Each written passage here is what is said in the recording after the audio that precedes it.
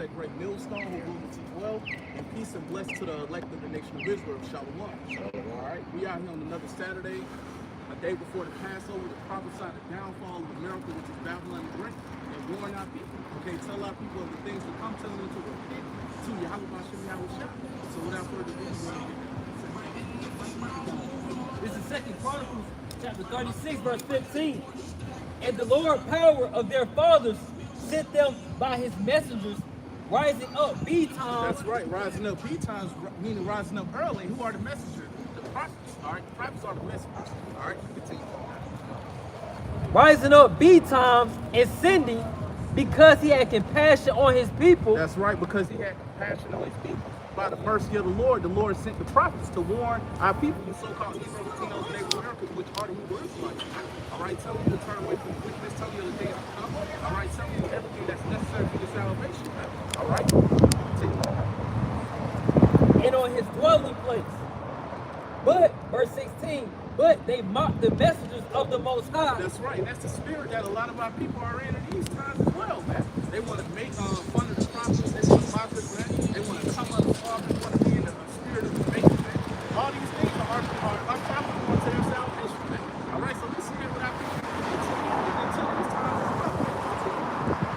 But they mocked the messengers of the Most High and despised his word. That's right, and despised his words. And we see that every day amongst our people, man, despising the words of the Lord, man. When they come against us like we're coming out our own mouth just saying what it is that we want to say, no, this is the words of Yahweh. And a lot of our people have a problem with it, man. But that's going to lead to their destruction. We got that up? Yep. Proverbs 13 and 13. It says, whoso despiseth the word shall be destroyed. That's right. When you despise something, you look down upon it, you hate it. All right? So that's the spirit that 2/3 of our people are in. They despise the words of Yahweh Hashem Yahweh. So that's going to lead to their destruction. But he that feareth the commandment shall be rewarded. That's right. And the ones that truly fear the commandment of Yahweh Hashem Yahweh, the elect of the nation of Israel, and they will be rewarded. Ultimately, get delivered up out of this place, man. All right? Receiving the kingdom. You got it, right? Come. 2 Chronicles chapter 36, verse 16. Yep.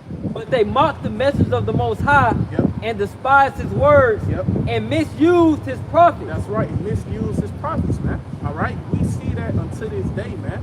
Our people are prophesying things, well, the false prophets are prophesying things that's completely contrary to the scriptures, saying things out of their own heart. All right? They're completely misusing the prophets of Yahweh.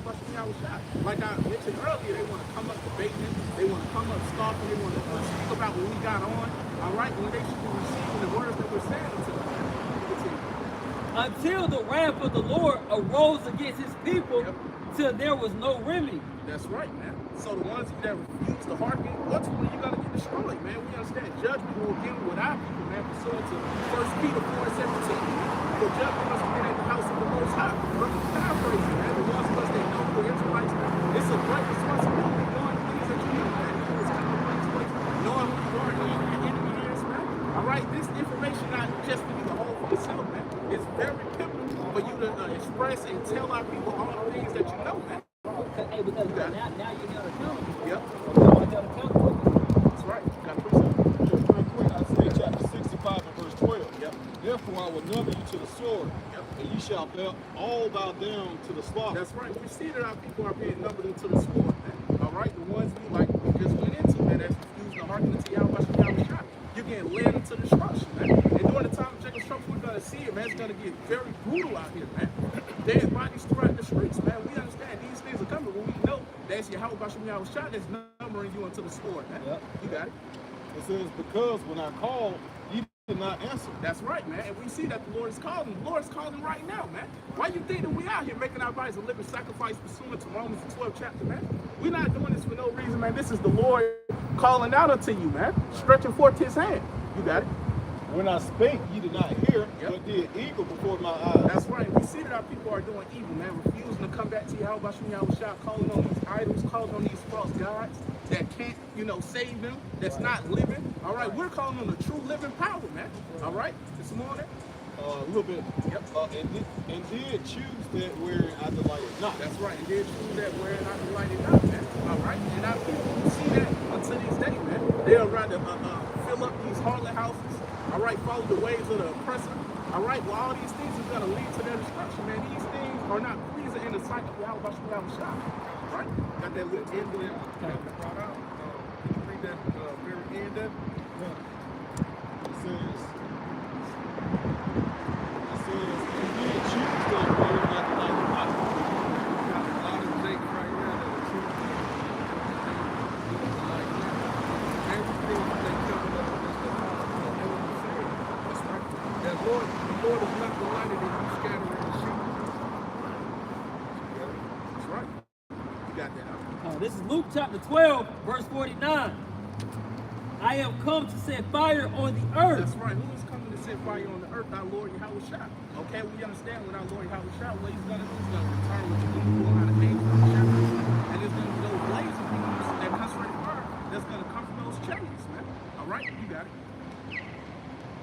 And what will I if it be already kindled? That's right. And what will I if it be already kindled? And we see that it's already kindled, man. All right, we're seeing all these things, the calamities, that's going on throughout the earth. These wildfires, these earthquakes, these train wrecks. All right, we understand that all this is judgment of Yahweh Shah. The Lord is stirring the pot, man. All right, before he returns. All right, so we understand, man, there's going to be a lot going on, man. Martial law is going to be declared before the Lord returns. The military is going to be within these cities, man. We know that the armies of the earth, they're going to be gathered together over there in the Middle East, man, fighting against each other, man. There's going to be a lot going on before the Lord even returns, man. All right, and even when he do return, what he's going to do, he's putting a lot of people to death, man. All right, and we know when he returns, he's coming from the east. What he's going to do, destroy the armies of the earth that's over there, man. Somebody want to hold Joel, 3rd chapter.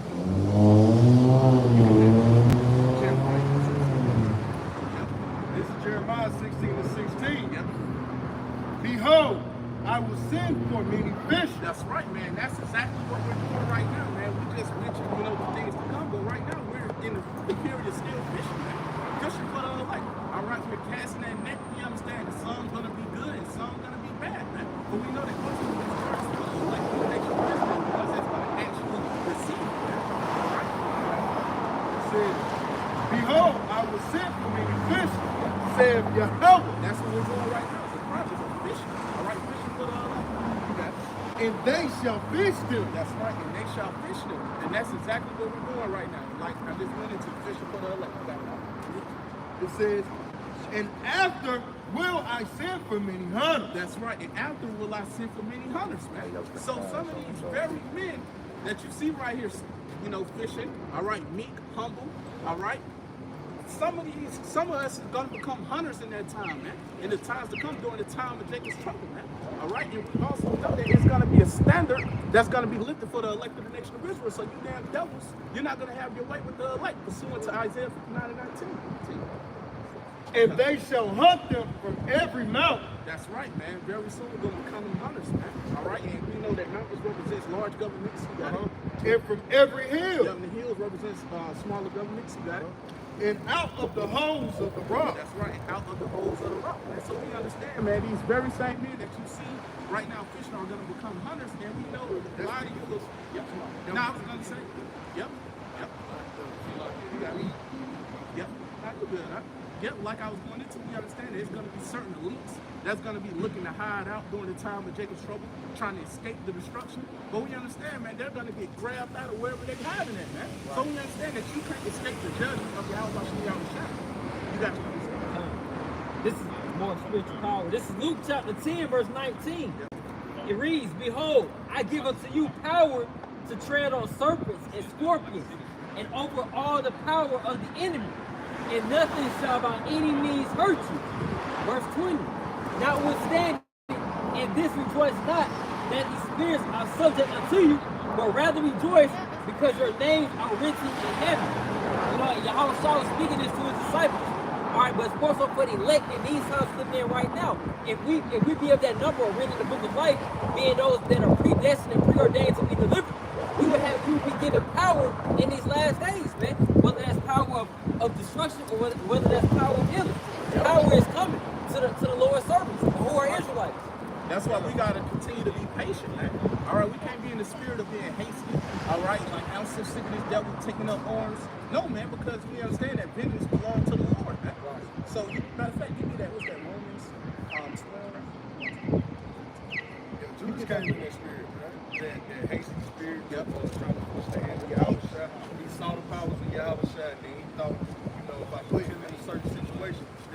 Yahweh Shah was coming against the wrong government.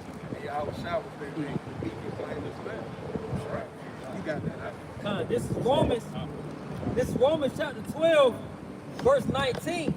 Dearly beloved, avenge not yourselves. That's right. Avenge not yourselves, man. So we can't try to avenge or take revenge for ourselves, man. All right? We understand we have to wait on the Lord. All right? And the ones of you that want to avenge yourselves, what's going to happen, man? Y'all are going to get thrust through out here, man. All right? Because you're not moving in the correct spirit. You got it?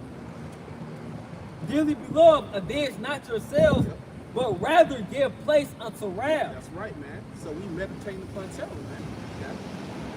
For it is written, vengeance is mine, I will repay, says the Lord. That's right, man. We understand that vengeance is of the Lord. We understand that Yahweh Shah got to get his first. So what we look like moving in the spirit of, let's take up these arms, let's build us a militia, all right, and coming up against Esau cornerly.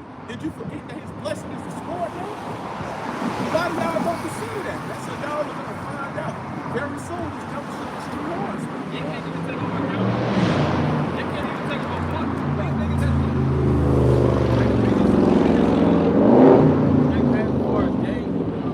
organizations, you know, you think about so-called African American, Latino organizations, got the Crips, Blood, things like that. They don't hold those blocks in California.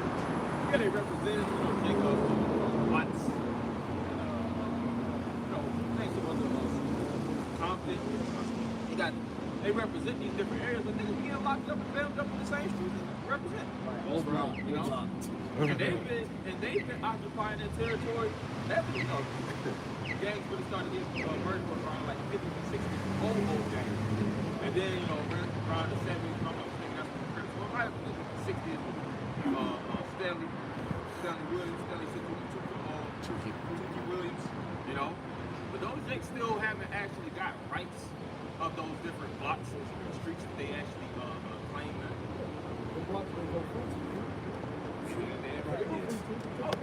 Oh, look at Chicago. You know, you have that guy, Larry Hoover. He's still locked up trying to get free. You know, he pretty much denounced his gang allegiance so that he could get some type of relief, you know, federal relief, and they still ain't giving it to him. So, just like the brother going into, the mindset of trying to raise up arms to take over certain territories and certain pockets of America, that ain't happening. The Lord, he got the evidence. Let's talk about the rocks he got. He's building up a money. He got access to all the technology. Y'all see that laser gun that he has? The bullets and things like that. He got the frequency. The scriptures speak about how he the Prince of Power. He actually pretty much has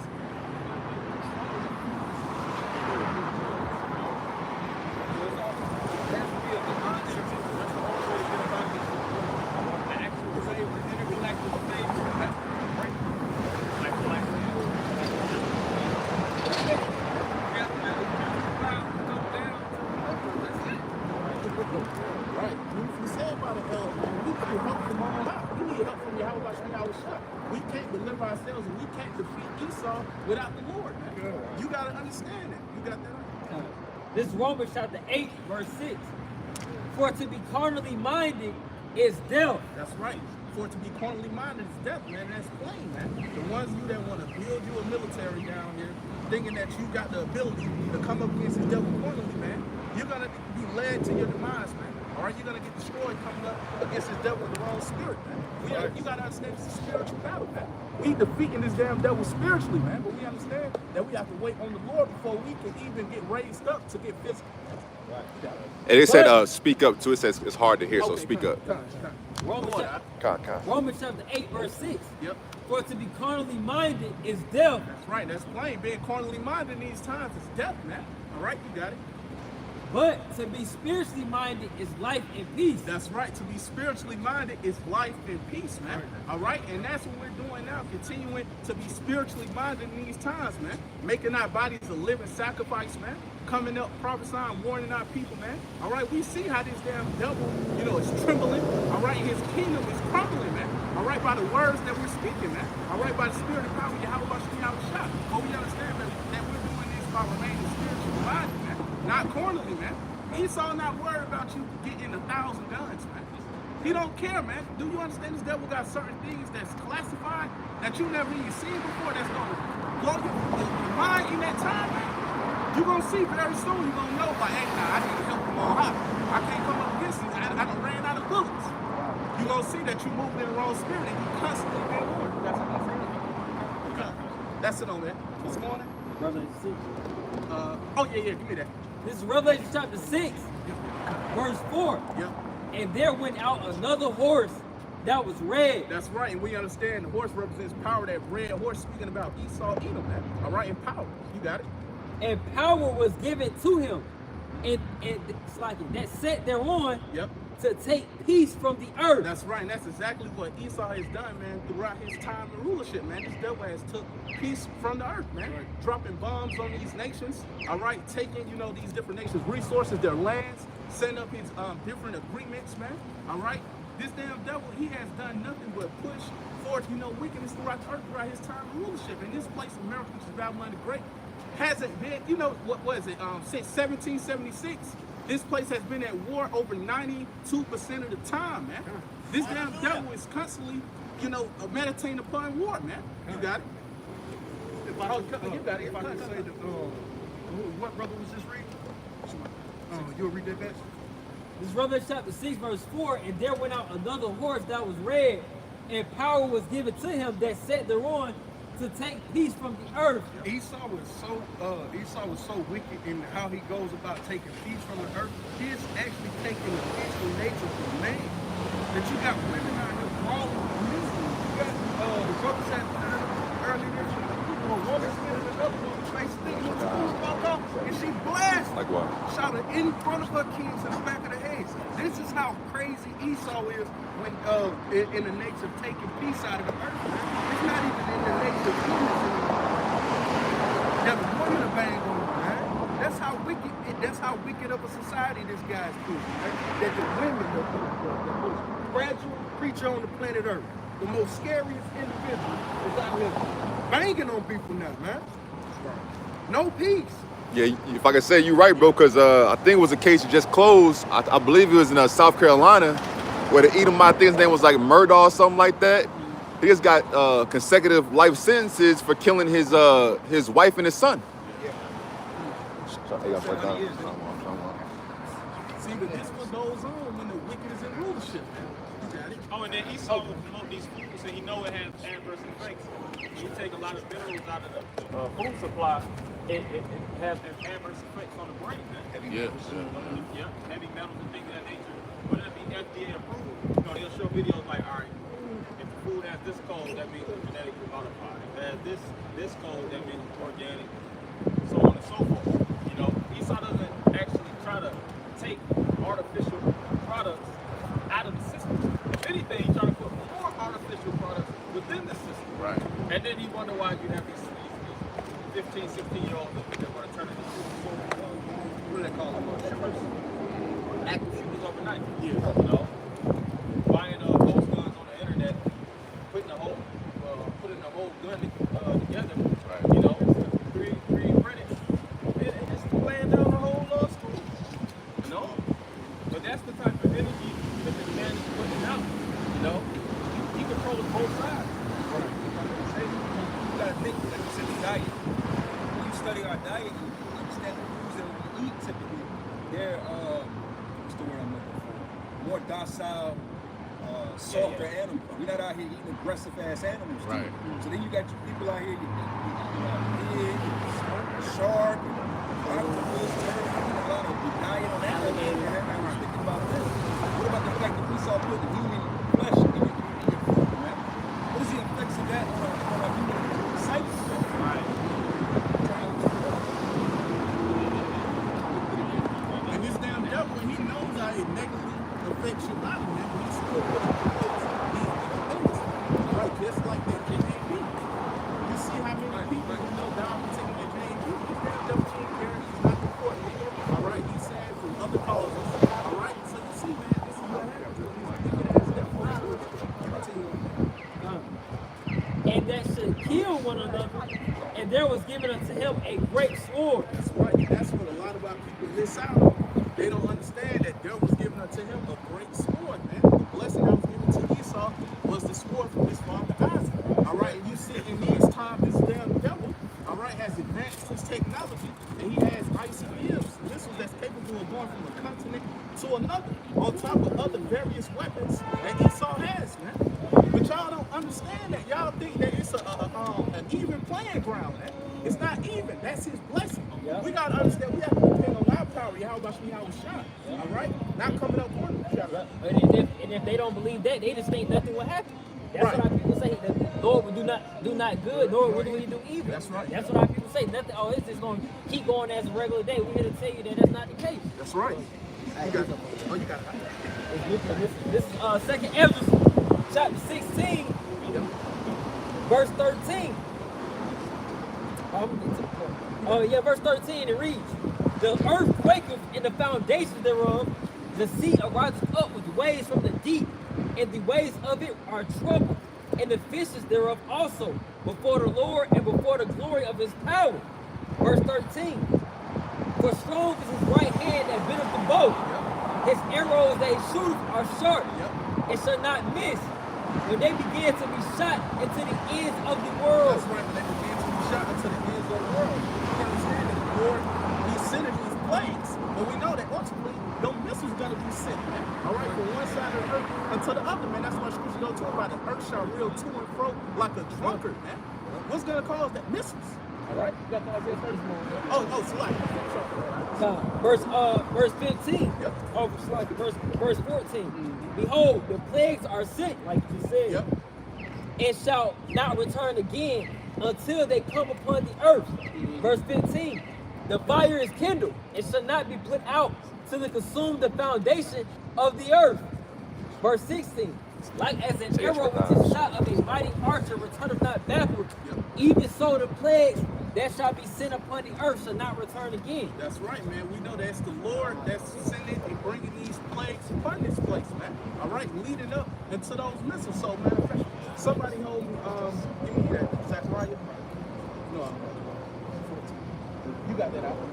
This is Isaiah chapter 31, starting from the top. It says, "Woe to them that go down to Egypt for help." That's right, man. We understand that Egypt means bondage, man. All right, we see that our people are going down to Egypt, going down to America, which is Babylon, the government of this place, for help, man, for assistance. All right, to get them out of the hardship that they're going through, to get these food stamps, to get quick, to get this Section 8. They're dependent on this system, man. They really believe in this devil, man. Yep. If I could back the brother up while believing in the so-called white man for your deliverance, Yeah. in 32 states, the reductions of EBT and food stamps are happening this month. So these are beginning sorrows and people about to go buck wild, man. Yeah. What's that's going to lead to sedition? All right, because a lot of these people, they can afford to keep a full refrigerator.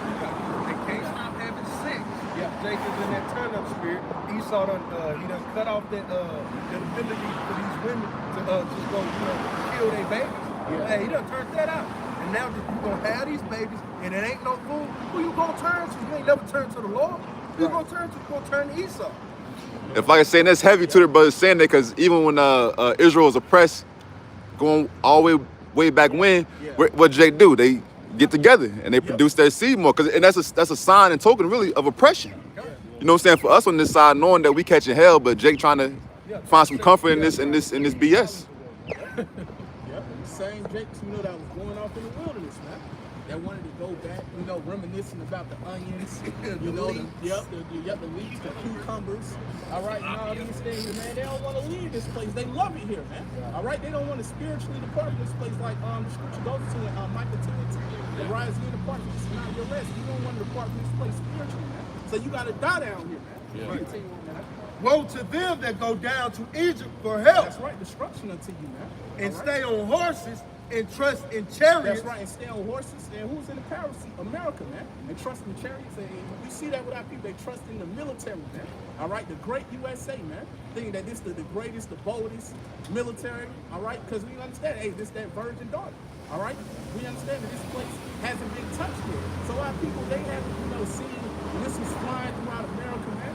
So when they see these things, man, they're gonna know they ain't been received ultimately, man. Because we constantly been warned. That's what I'm saying. What's big in the news now is that this whole thing with Ukraine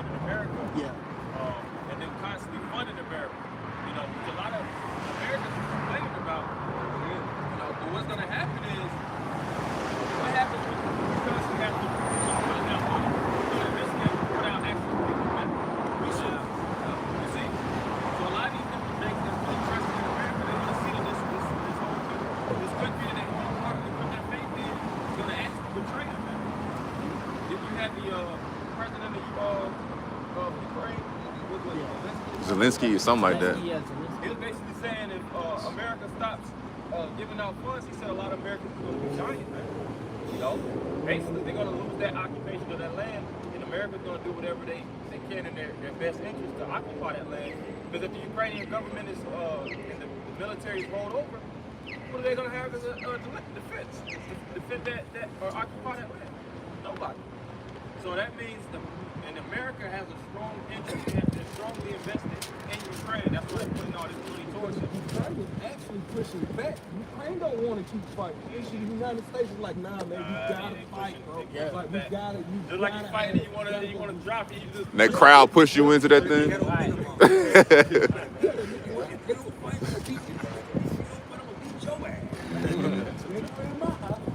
and then see what's gonna happen. A lot of these different jakes, man, that's putting their energy into America, they're gonna have to be used as basically a collateral damage. Fodder. That's the best term to put it. They're gonna have to be used to actually, they're gonna be the funds for this war. The front line. I mean, say because the thing is, like you said, everybody loves to boast in the U.S. of A's army. Right. And another point that they love to speak on is the fact of, which is true, is America's biggest ill. This is a huge landmass. Right. The idea of invading this is unrealistic to the Americans. Why? Because they think the outside enemies come from the outside. They're not even looking for the ultimate. They're not invading you. It's going to happen from the inside. Your own government is going to come against you. So while you're taking two knees and gawking America, right? America's ready to roll on you Americans. That's right. You thought how they treated Afghanistan, the Afghanistan people, the citizens of Afghan and Libya and Iran and Yemen and Ukraine, keep naming the countries of which you've seen them just steamroll. They're gonna steamroll you fucking Americans, man. Right. That's what's coming. All this waiting for what's gonna happen with the Ukrainians and the Russians and all that. They're gonna make a major move on you fuckers. That's right. It was happening with you. Hey, like you got these, and I'm gonna throw it back to the room, but like you have sovereign citizens, they're all about Black's Law Dictionary, and reading these different books. And to be honest, technically, by technicality, a lot of that stuff they're saying is accurate. Right. But Esau don't follow that shit. He's not upright. He's not even, his laws are to keep you down. Now, Jacob is studying and actually, dividing the context and whatnot, going in depth with the context, and they'll see all kinds of skills within it. Whether it's mortgage, whether it's auto loan, whether it's actually having a license, a lot of stuff they'll look up, and they'll see and say, technically, you're not supposed to have it under this God codes or whatnot. Yeah. But at the end of the day, Esau's gonna play illegal. He wants certain things, take it away, certain things go on. That's why they're gonna hate war. Your so-called freedom to assemble, your freedom of speech, you're losing. Those things are slowly being stripped, and they're starting off with these celebrities. Right. They're making them a public image. They're really doing defamation of character, but that's illegal. They're famous for defamation of speech and taking their actual privileges as a person. Like just saying cancel culture and things like that. And it's going to turn around into Americans and all them and I'll bring this up. This is Sirach chapter 12, verse 13. Who will pity a charmer that is bitten with a serpent, or any such as come here wild beasts? Come. Because who's going to pity these people when the Lord has already sent out his message? Right? He sent forth this prophet, he's put forth this word, he's shown you in his sign and his work. I was just at the doctor taking my son because he had a fever, right? The nurse even came out and said, man, you need to start getting with these natural stuff. And I'm like, I'm following along with it like I don't know. Whatever, because she was saying, these dudes is trying to kill us. Why would she say that, man? Because she understands. But who would pity a guy if you understand this about the guy? Why would you take that juice? And I know she took it because you still nursing. Yeah. Most of them took it. So who would pity a person like that, man? No, they can't say that type of stuff either. God. Getting to the end where they come out more and more and you should take natural this, natural that, they pushing that a little bit more, but the scripture's always been saying that though. Yeah, but yet people are still steady lining up for this guy, even though you got Tuskegee. You got all of these, you got the sudden death the phenomenon. But yet people are still going to, for some reason, Esau's going to cause something to come about, and he's going to have these people that they're going to actually take the chip, man. For a penny. You might as well make this point now. So the jab, man, why would this succeed? Right. Like the brother Yaquan, some years ago, about how they came people like pop groups. Right? And a lot of people felt pop groups because their real test is when that RFID hit, which is MOTP, is made money to it. A lot of y'all, y'all folded when you could have went. If your job was talking, we asked you for the easy down there. We were able to still get work, take care of our families, provide for ourselves during that time that we were in the clinic.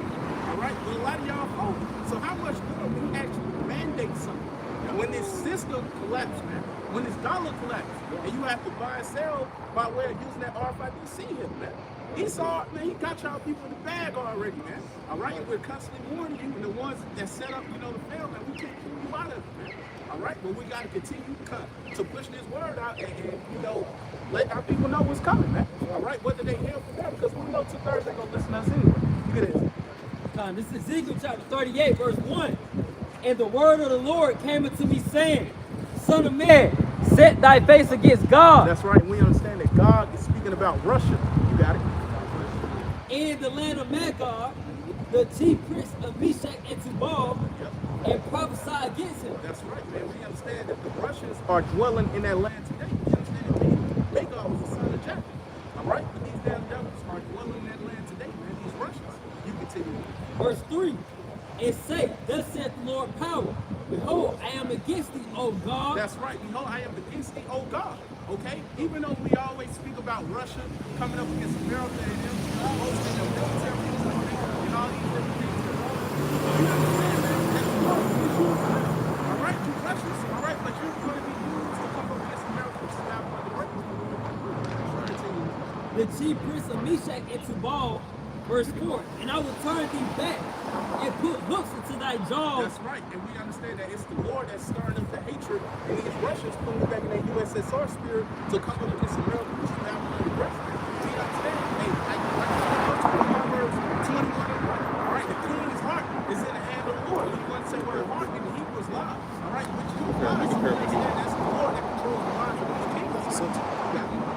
And I will bring thee forth in all thine army, horses and horsemen, all of them clothed with all sorts of armor, even a great company with bucklers and shields, all of them handling swords. That's right, all of them handling swords, man. We see, like I just mentioned, man, they're constantly posting for their military, advancing their military equipment, all right, going to specific areas, strategically preparing for this next World War, World War III, the Third War. So we see that they're preparing for the war to come, man. You got it?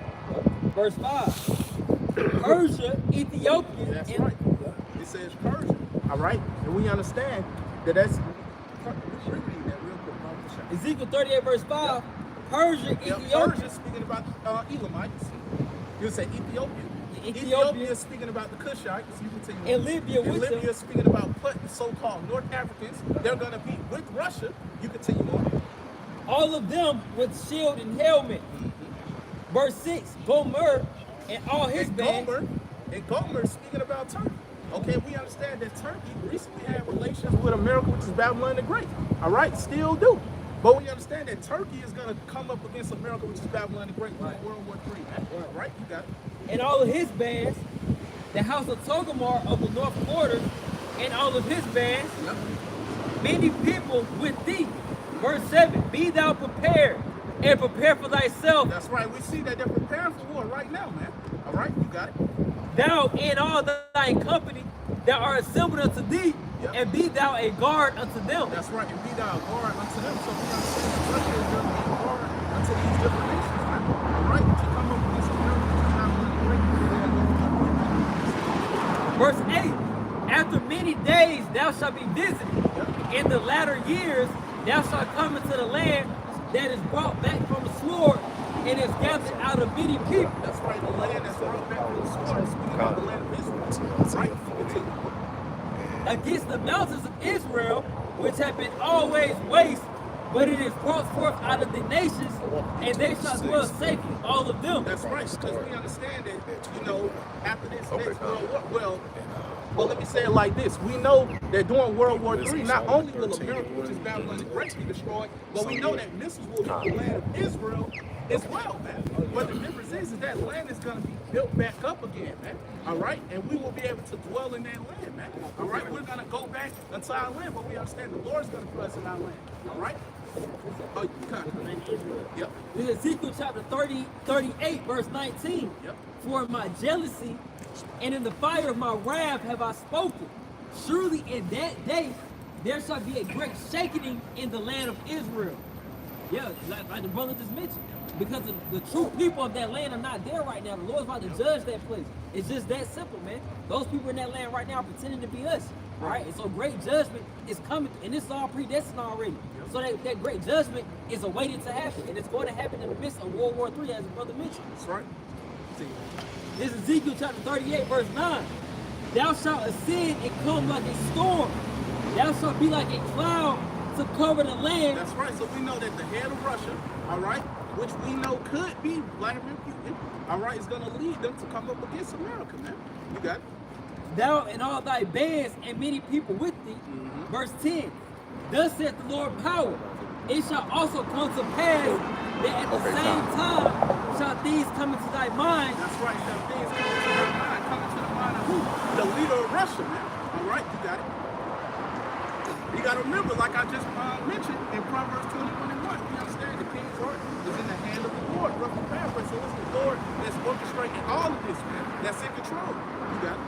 It shall also come to pass that at the same time shall these come into thy mind, and thou shalt think an evil thought. That's right. What's that evil thought gonna be?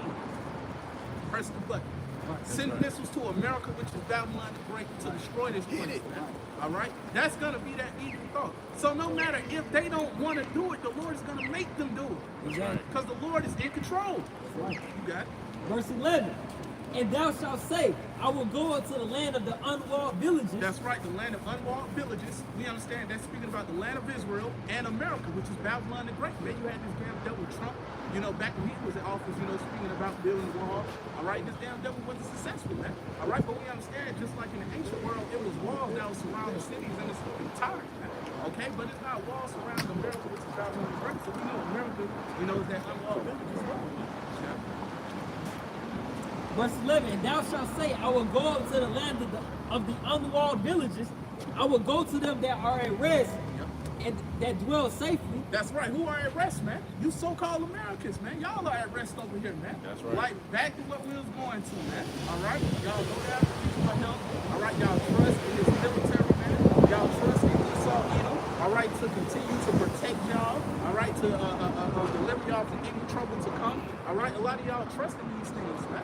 All right? So we understand that these so-called Americans are the ones that's over here, you know, dwelling safely. All right? That's at rest.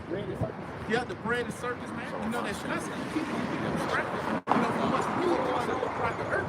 All right? Y'all are going to get completely off guard, man. All right? Hey, that's what the scripture going to about the Lord. Roughly paraphrasing, right? People are not watching, man. But who's watching? The prophets, man. All right? Take it through. Ezekiel chapter 38, verse 11. And thou shalt say, I will go up to the land of the unwalled villages. I will go to them that are at rest, that dwell safely, all of them dwelling without walls and having neither bars nor gates. That's right, having neither bars nor gates, man. So we understand that y'all Americans are the ones that's dwelling over here safely. Y'all are at rest. Y'all ain't worried about another nation. Y'all ain't worried about missiles coming over here, man. What y'all want to do? Y'all worried about going viral. All right? Pushing forth, you know, different memes. All right? Want to be a character throughout the earth. All right? Want to be a comedian. All right, thinking everything is funny. All right, yeah, let's get this trending. You know, you worry about getting things trending. All right, and getting the bag off of this place, man. But y'all about to get caught off guard in the worst way. And hey, we ain't gonna be able to help you in that time, man, because we constantly warned you. And if it's not set up for you to get with a man of the Lord during that time, man, you're gonna get left out here to get destroyed, man. That's what it is, man. Only the elected 1/3 nation of Israel can protect and deliver. First Thessalonians chapter 5, verse 3.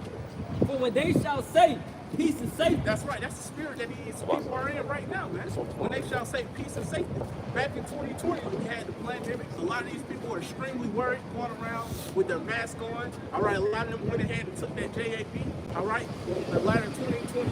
Someone took it earlier in 2021. Some people still trying to schedule appointments to take it. You know, it was restrictions, no more than 10 in a group. All right, but what they do, they loosened up. All right, now you can go out, you ain't gotta have the mask. You can go back to these games full capacity. Okay, a lot of these people they're able to, they was able to get loans and all these different assistance, you know, from the government during that time, man. So a lot of these people are thinking that everything is getting back to normal, man. All right, they're in that peace and safety spirit. Like, hey, it's only going up from here. But when they shall say peace and safety, then sudden destruction comes upon them as travail upon a woman with child, and they shall not escape. And they shall not escape. So then that sudden destruction, because we understand that any day now, this thing can pop off, man. Right. And y'all have not been preparing, man. Your spiritual resume is completely blank, man. You don't even got your name on it, man. All right? Y'all are through, man. All right? Because like we just mentioned, man, it's going to pop off any day now. This dollar going to collapse. You understand? You know, it's going to be more and more restrictions. This RFID C-HIP is going to be made mandatory, man. Things are going to be moving so rapidly, you people ain't going to even be able to put your head around it, man. Is that inflation? Yeah, inflation, famine. Famine, yeah. We understand all these things are coming, man. Like the scripture goes to in Daniel, the 12th chapter, man. Okay, it's going to be like a time we've never seen before, man.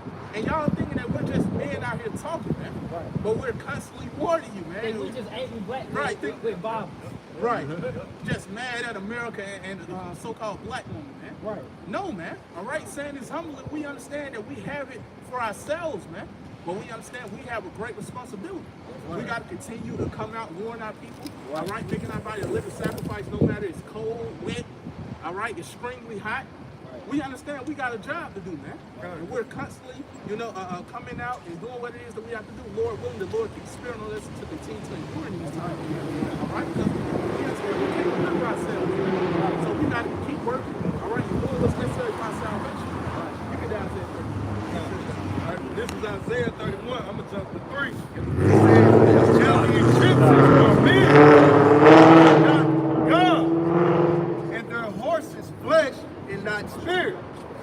When the Lord shall stretch out his hand, both he that helpeth shall fall, and he that is open shall fall down, and they all shall fail together. So that's Jacob and Esau.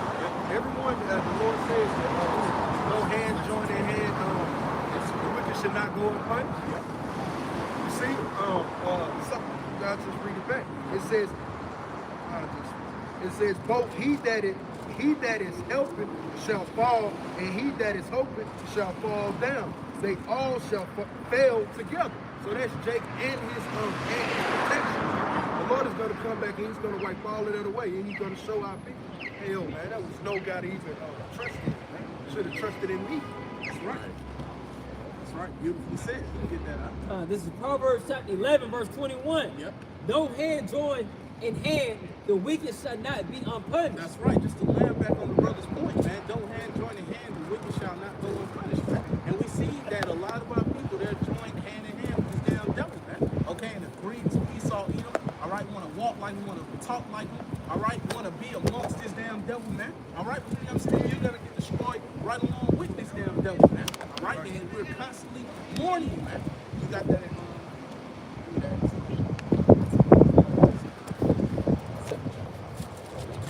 You go back down there, 31 top. I got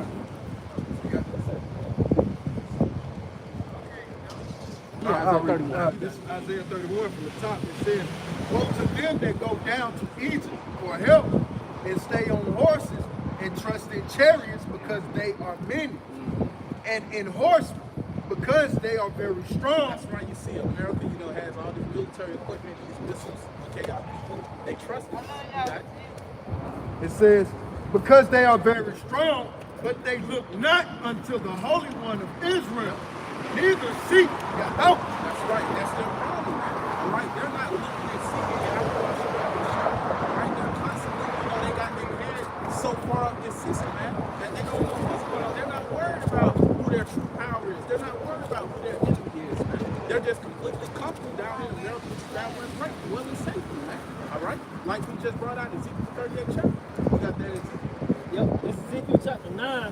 verse 4. Yep. And the Lord said unto him, go through the midst of the city, Yep. through the midst of Jerusalem. That's right. And we understand that we're a people for a place that's speaking about the nation of Israel. And when it says unto him, that him is speaking about the angel. You got it.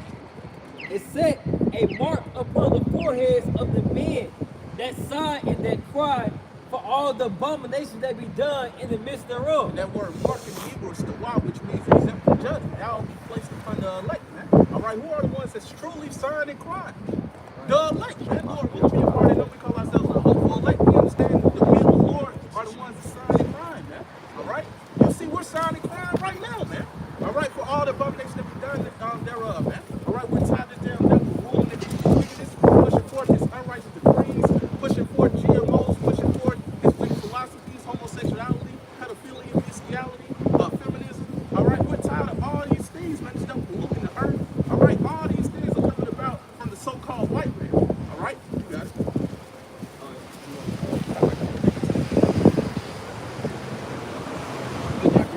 This is Isaiah 62, now start at 6. I have set watchmen upon thy walls, O Jerusalem, That's right. Who are the watchmen? The prophets. All right. You got it. which shall never hold their peace. That's right. Day nor night. That's right. Day nor night. We ain't holding our peace, man. All right, we're constantly bringing it out, man. Exposing the wickedness of these damn devils. Telling them all the things to come. All right. We have, like I mentioned earlier, we have a job to do, man. All right. This is what we have to do, man. We want to get lifted up right this way.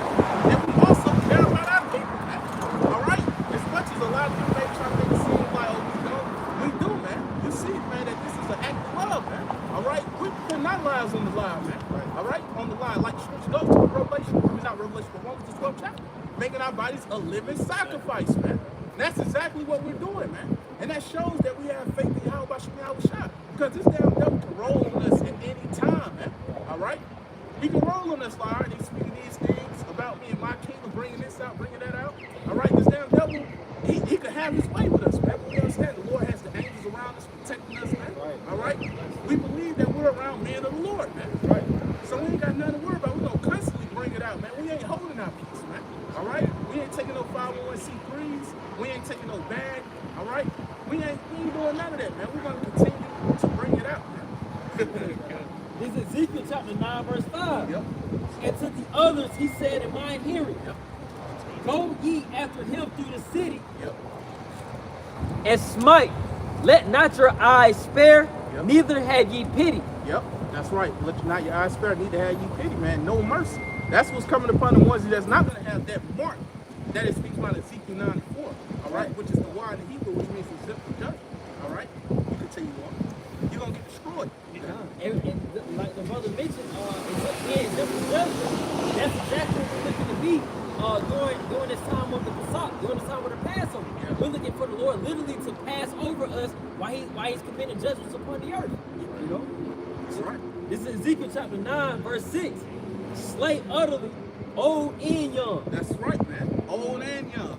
You got it. both maids and little children, and women. That's right. What? Look, if you ain't got that mark, this people are not Ezekiel 94, you're going to get destroyed out here, man. All right? Don't matter if you're an old woman, you're a young child, you're going to get it, man. All right? We understand the Lord's not a respecter of person, man. The Lord knows that spirit, man.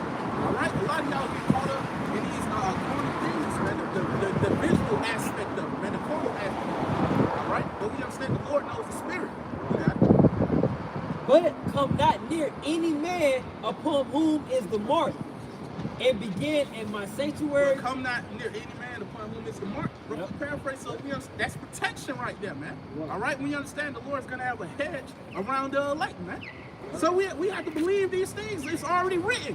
Yep. It's written already. It's right there, so we have to believe it. As long as we continue to do what we got to do, we ain't got nothing to worry about, man. Right. All right? We understand the Lord is not unrighteous to forget our works and labor of love. Roughly paraphrase, the Lord is a righteous power, man. Right. And we understand his mercy. You know, it's no limit to the Lord's mercy, man. Right. All right? You got it. Then they began at the ancient men which were before the house. That's right. So judgment will begin with our people, so-called Negroes, Latinos, and Native Americans, which are the Hebrew Israelites, man. All right? Give me that first one. This is 1 Peter 17. This is 1 Peter 4 and 17. Yep. For the time has come that judgment must begin at the house of Yahweh by Hashem Yahushua. That's right. So we understand that judgment will begin at the house of the Lord. Okay? We understand that it's speaking about the so-called Negroes, Latinos, Native Americans, which are the Israelites now. Judgment will begin with our people. All right? And it's specifically these different camps, the ones of you that know the Israelites, okay? Because we understand a lot of you have blood on your hands, man. All right? Pushing forth, false doctrine, purposes. All right? We understand, man, but you got a lot of blood on your hands, man. All right? That's why we're going to today. Romans 16 and 17 about Mark Mills, that caused division. Broken paraphrasing. All right? And that's exactly what we're doing, man. What goes to the law. All right? We pointing it out. That's right. This is 1 Peter 4:17. Yep. For the time is come that judgment must begin at the house of the Lord. Yep. And if it begin at us, what shall be the end of them that obey not the gospel of Yahweh? That's right. The ones of you that don't obey the gospel of Yahweh, you're going to get destroyed. As simple as that. All right? What's that in Ecclesiastes 12 chapter? All right, about fearing the Most High and keep His commandments is the whole duty of man. And a lot of y'all not doing that, man. So you think that you're going to sneak your way on the chariot, man? No, man. You're going to be left out here to get destroyed right along with the enemy, man. You go to the next verse, verse 18. It says, and if the righteous scarcely be saved, where shall the ungodly and the sinner appear? That's right. And if the righteous scarcely be saved, it scarcely goes into almost nothing, man. All right? That shows you how bad it's going to be down here, man. And why we're going to have to continue to have faith in Yahweh Shah until the end, man. Because it's going to get extremely brutal down here, man. All right? If the righteous scarcely be saved, almost not. That's why Scripture goes into it in Zechariah 13 and 9 about I will bring the third part through the fire. So what does that mean? We're going to have to go through it as well, man. Lord, we'll be a part of that now. We're going to have to go through the times of Jacob's trouble, the different calamities our people getting put to their right, the enemy. All right, martial law being declared. Military, throughout these streets. Here, gunshots, human ravage. Extremely foul smells. It's going to be wild beasts, newly created creatures. All right, all these things going on, man. You're going to have to really have faith in Yahweh Shah in that time, man. All right? It says that the righteous scarcely be saved, man. Almost not, man. So, hey, we're going to be testing this. All right? Wherefore let them that suffer according to the will of Yahweh Shah commit the keeping of their souls to Him in well-doing as unto a faithful Creator. That's right. So we understand that we have to continue to stay in the good graces of Yahweh Shah, be well-doing, all right, being brotherly, being charitable, all right, doing all the things that's part of us from Yahweh Shah. So Lord willing, we will be able to stand with boldness in the day of judgment. All right, and with that said, I'm going to let the next one step up and speak.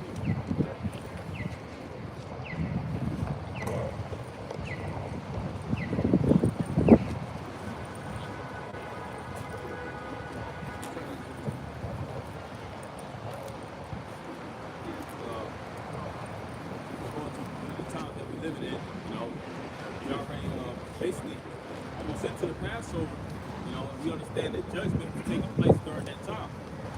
So in the times that we're in, we're seeing judgment take place on a global scale, and it's going to progressively get worse. And in the midst of those times, we're going to receive comfort. That's the catch-22 of it. As we're seeing things collapse, economic collapse, financial collapse, the governments, as you know it, starting to strip you of your civil liberties and strip you of your rights, and as people start to mourn more and more, we're going to rejoice for you. Because we understand in the time that we're living in, and we're living in times of prophecy. Just like when Egypt was oppressing the Israelites, simultaneously the Israelites, the ones that was, in the right spirit, they started to grow and wax stronger and stronger throughout the duration of times. Now you had, of course, 2/3, as always, that was scoffing at the notion of deliverance, but you had the ones that was gunning tooth and nail for that deliverance.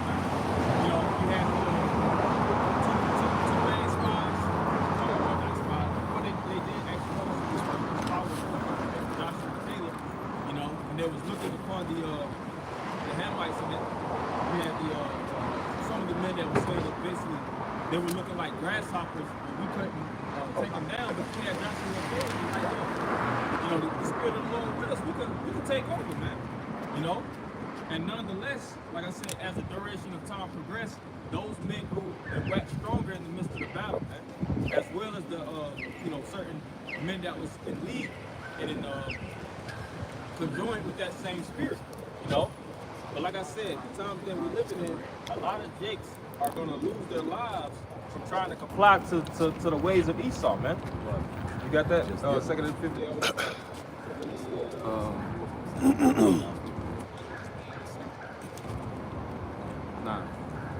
This is 2nd Ezra chapter 15 and verse 9.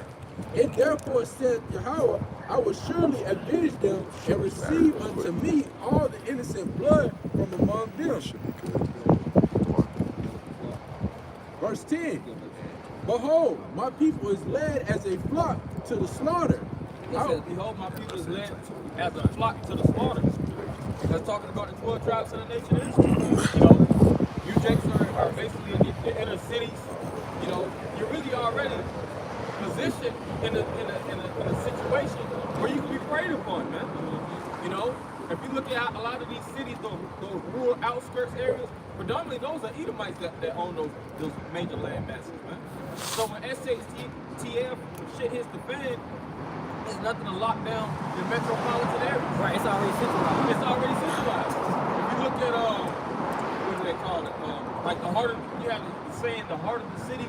If you look at each and every city within the United States, which predominantly Jake lives in, the metropolitan areas, which means mother city, it's a circle, man. Yeah, it's called bypass. Bypass?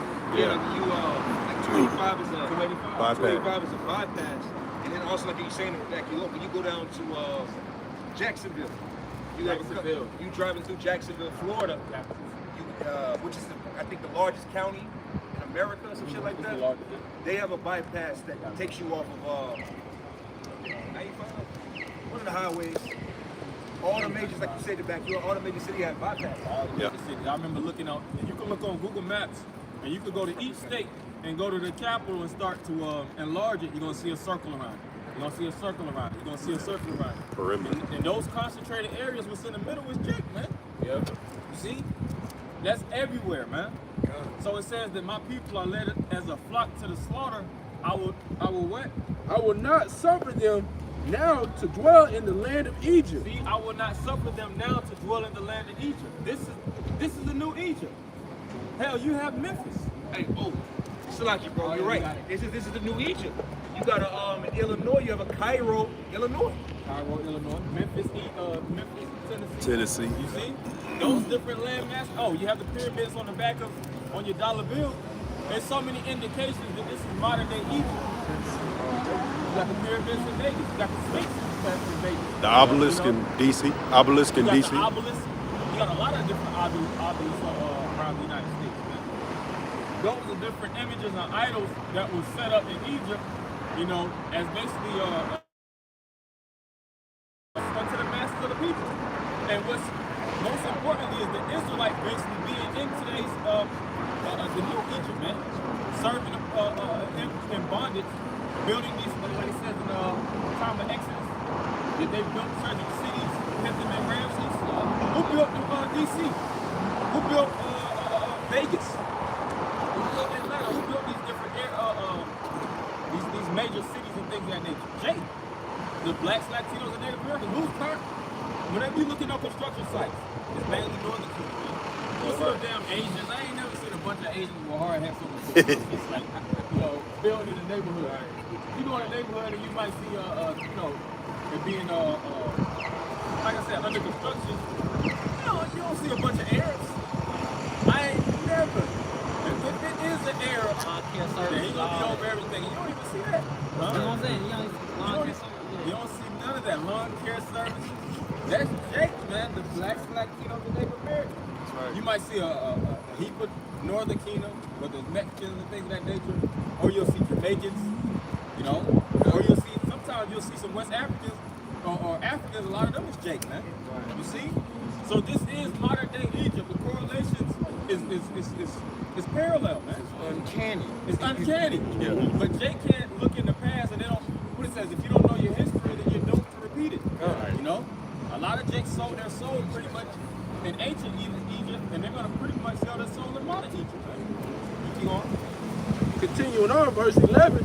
But I will bring them with a mighty hand and a stretched out arm. Yeah. It said, I will bring them with a mighty hand, with that hand represents power, and a stretched out arm. That's the deliverance.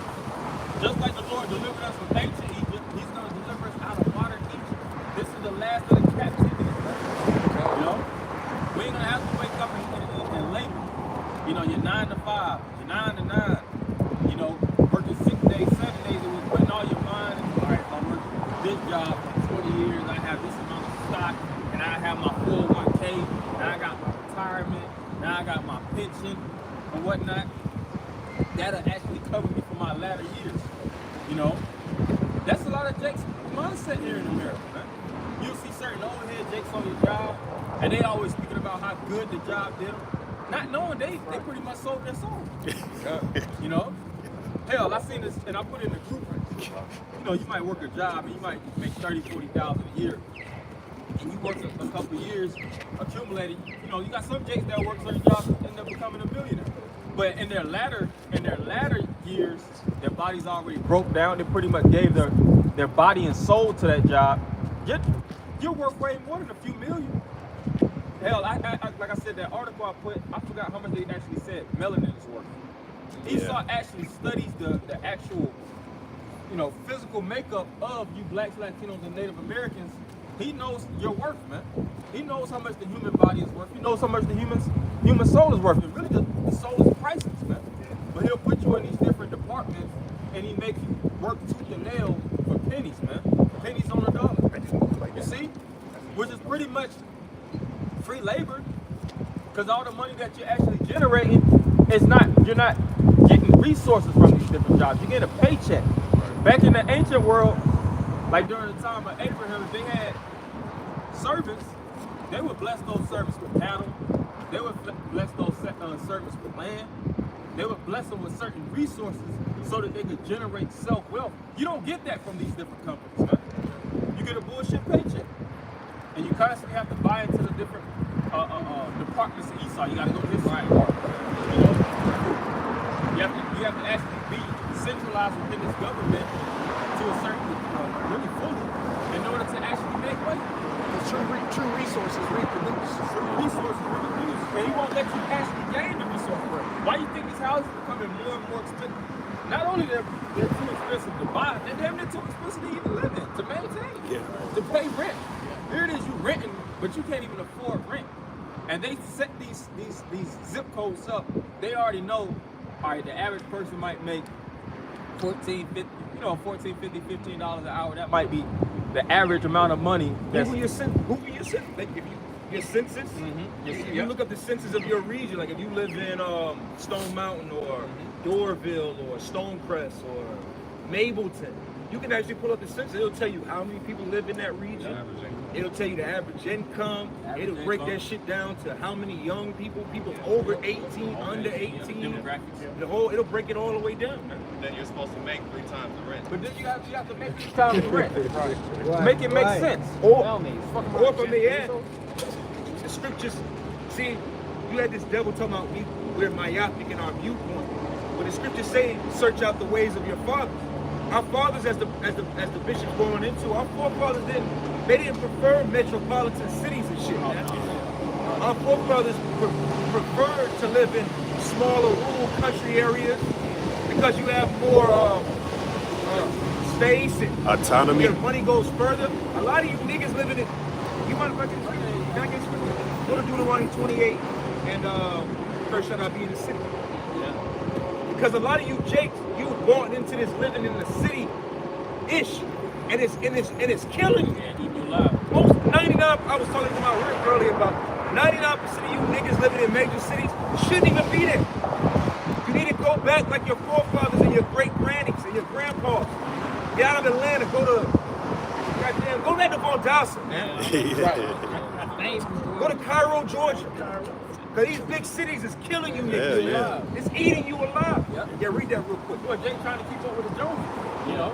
And really, like you said, that's how Esau markets things. Yeah. He puts everybody Just like sheep, if you look at sheep and lambs, it's all about pushing them in the slaughterhouse. Yes. Usually Judas goats, that's the actual goat that actually leads the sheep to a certain area just for their slaughter.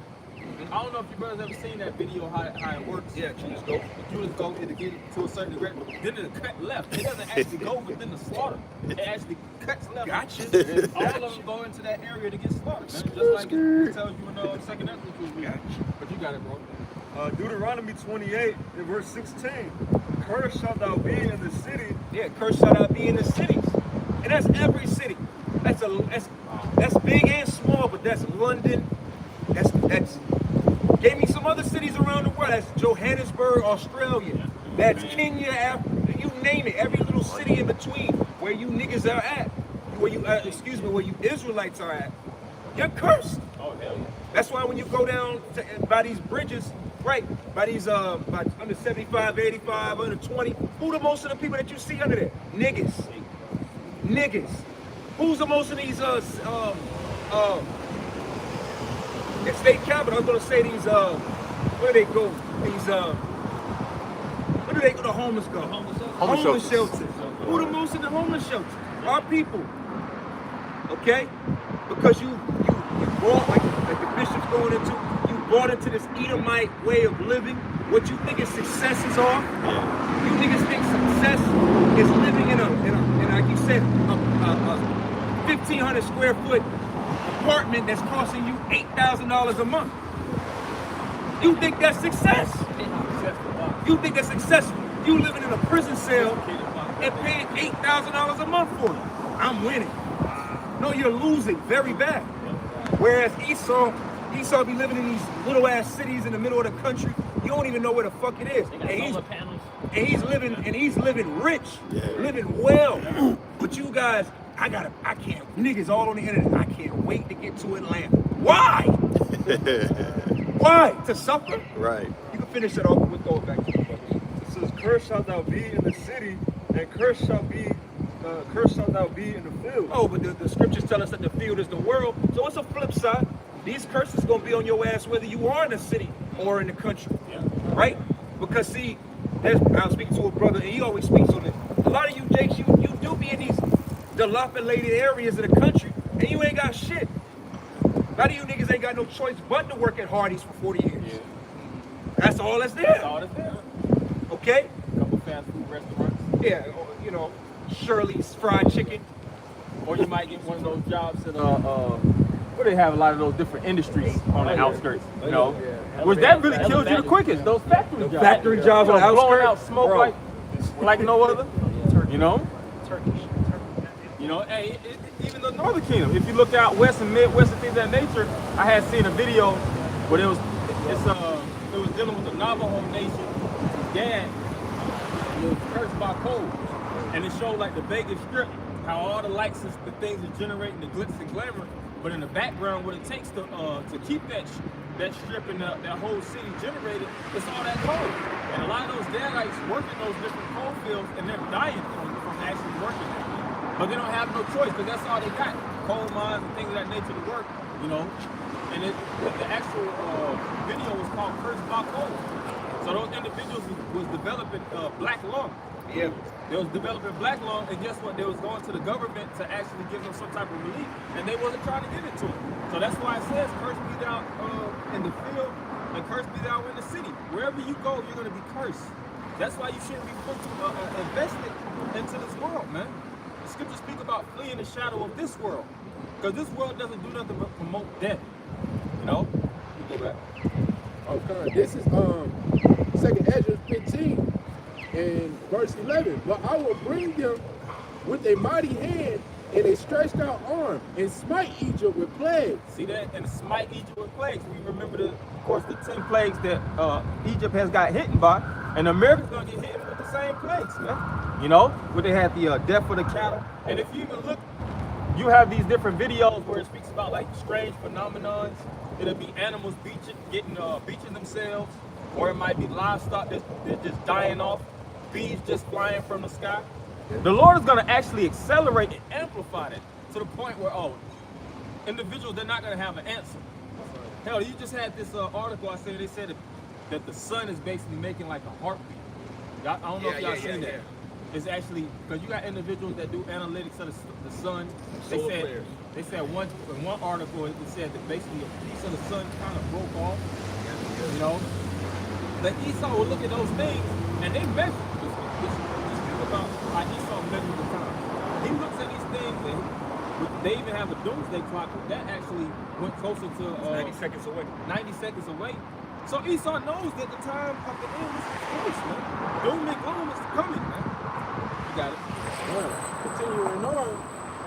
But in the midst of that darkness, there is gonna be a way to escape.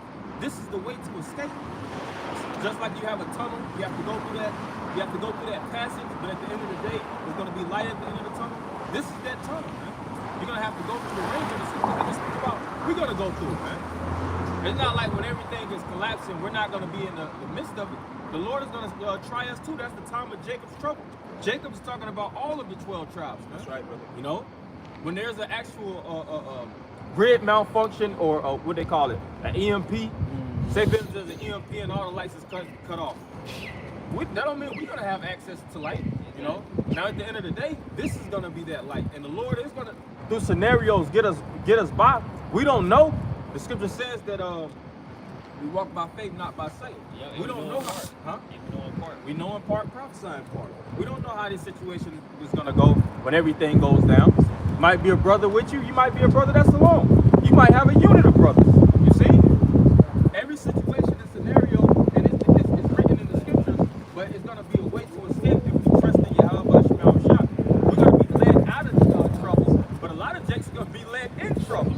The scriptures speak about how you're gonna flee from a bear and a serpent bite you. A lot of those jakes that were scoffing against the scriptures, scoffing against the men, the Lord is going to create 1,000 scenarios for you to die. Alright, so continuing on. It's like Egypt with plagues as before. It's smite Egypt with plagues as before. Egypt got smitten back to back with those plagues, man. To the point where Pharaoh, through his stubbornness, he had to let Israel go. You see? So we know that when those things progressively get, the plagues keep coming, whether it's pestilence, famine, you know, shortage of food, cut-offs, and checkpoints and things of that nature. We see those things take place. We already know that we're going to be closer and closer to the end. The deliverance is going to come. We got war. We see this major war right now with Russia and Ukraine, and China too. It's not just them, Israel. You know, all these different major players are going to come together to fight that. And will destroy all the land thereof. And will destroy all the land thereof. Keep going. Yeah, like this is modern day Egypt. This place is going to be destroyed as you know it. That's why it's good to watch those different movies that echo the response of destruction here in America, man. There's a lot of movies that actually show that those directors, you know, whether they get their inspiration from actually reading the scriptures or actually just studying and reading on a whole about dystopianism, they'll put this stuff in media and they'll show you really how the end is going to come, man. You know? They'll show you how it be scarcity, scarcities in the city, how a lot of people be bugging out, a lot of people be wanting death, you know? Keep going. Egypt shall mourn. But see, in the midst of all that, the Lord is going to have it where we're going to be able to replay these scriptures, man. See, this is help. You know, when you understand when things is going on, you already know it's a short time. You know, just think about when things is breaking down and you by yourself. You're going to know what the scriptures, you're going to have the full arsenal of the scriptures on. Just like Eli. He was always meditating. He had the ability to meditate and see how things were going to play out within the prophecy. So he had comfort. You know, the scripture says comfort one another with these words. That's right, brother. But when these people, when everything hits the fan and these people don't have any answers, they're going to turn. They're going to bug out. They're going to be in strict survival mode. They're going to undercut and you know, blackmail. They're going to do extort. They're going to do anything that they can do to actually get a living. But the Lord is going to have it where we're going to be in a certain spirit, man. Just like the Passover, the solemn spirit. You know, you have that self, you know, you have a time to self-reflect, you know, but in this, that having that spirit is going to be indicative in those times too. Because when Egypt was falling and all those plagues was coming, Jake was in a preserved mindset, man. Jake wasn't bugging out when all those things, like when darkness covered Egypt. Don't get it wrong, Jake was in fear, but Jake understood, man. Jake understood when the Passover and the sprinkling of the blood on the doorpost, all those things was a ritual in the spirit, but it was going to keep them preserved when the Lord passed over Egypt and brought destruction. That's right. You see? Keep going. And then they had their leaders with them, man. You had Moses that was directing, giving them inspiration. You had the judges. You had a lot of men that was Aaron. You had men that was in a notable position to constantly give them comfort of the things that was coming to pass. Same thing now. You know, when things go down, we're gonna know exactly what the scriptures say, because we know what it's saying right now. And then when it takes place, it's like, oh yeah, it said this, as it is written, as it is written, as it is written. Scriptures say glory to glory. Glory to glory. Because it took a level of, it took a high level of faith for all of us, which the scriptures tell us in Ephesians, the 2nd chapter, that faith is a gift from the Lord. So it took a high level of faith for all of us to even be, to make the decision to be out here. But in the times to come, it's going to take an even higher level of faith to be able to, like you say, we don't know what it, I've never been in a situation where I've never not had water or clean water or no food. All the essentials of life, just, fire and flour and all of these things being taken away from it. For the most part, even us with homelessness. The brother on the camera, he said the world is ours. You quoted a brother, but you remember that lesson. But in the spirit of it, even with our own homelessness, I might not have had a home, but I live with a brother. Or you go live with your mom, or your mom, there's ways around it. But we're going into a time that, like you're saying, we don't know what it's like to have to live on the land. The Lord got to be with us, but it's going to take us. It's all of this right now, building our faith up to even believe that we'll be all right. You know how much faith it takes to say, hey man, you know what, fuck it, man. The Lord gonna provide. You just don't wake up with that level of faith. You didn't come into the walk with that level of faith. Hey, you know what, fuck it, ain't no food out here, we be all right, the Lord gonna provide. Because you don't even got accounts of stories. You don't have Elijah. You don't have accounts of the Lord feeding you. You get what I'm saying? You don't have those accounts. All right. Continuing on, Egypt shall mourn. And I was going to say also in the spirit of worrying too, because the Lord might create scenarios where you might not be around your woman, or your children at that said time. That's a test of your faith, man. Yeah. A test of your patience. Because when things are broken off and broken up, and you don't have access to a cell phone, you don't have access to certain cities, you might be in this part of the city, your mother or your father might be in that part of the city, and you haven't talked to them for days, the days turn to weeks turn to months, then you're going to lose the spirit, Now we're going to understand exactly what's going on. We're just going to put all of our faith in Yahweh Shem Yahushua. That's right. That's why faith is the key. Hebrews the 11th chapter. Faith is the best element to have when you're in the midst of danger, man. Believing that the Lord is going to get you out of that. When Daniel got through in the lion's den, he relied on faith. He didn't do the calculations, the mathematics. Maybe if I move and I can exhaust this lion. If I go this way, if I go this way, and maybe if I can persuade him. He just relied on faith. Because that situation was above him. The times that we live in going into, the situations are going to be above us, man. It's going to be totally out of our control. That's why we have to put all of our spirit in Yahweh Shem Yahushua for him to get us out of those situations. It says many of the matter of fact, you get that song we're gonna go through a lot, man. Each and every one of our faith is gonna be tested to the breaking point. Just like if you're working out or you're doing something and you're pushing yourself, you're pretty much exhausting all of your energy in that situation. That's why it's called progressive overload. Our faith is going to be pretty much progressively being overloaded. It's going to be broke. You're going to find yourself at certain breaking points, feel like you're going to break, but the Lord is going to keep you, man. Keep going. Oh, you got that? Psalms chapter 34 and verse 17. The righteous cry, and the Lord Yahweh Bahashim Yahushai heareth and delivereth them. See, the righteous cry. See, and also when things take place, we're going to know how to cry because we got the name. All right?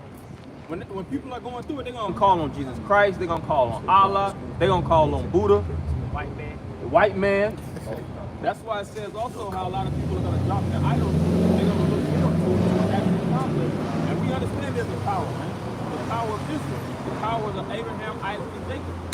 And he has a name. It's Yahweh. He was only begotten son, Yahweh Shai, by Hashem Kakajah. So read that over. Psalms 34:17, the righteous cry, and the Lord hears. And the Lord hears. So when we're crying, when we basically letting out an outcry, the Lord is going to hear us and get us through that. Just like when Yahweh Shai was getting tempted, and after that temptation took place, it said that the angels administered unto him. We're going to have actually angels administering unto us.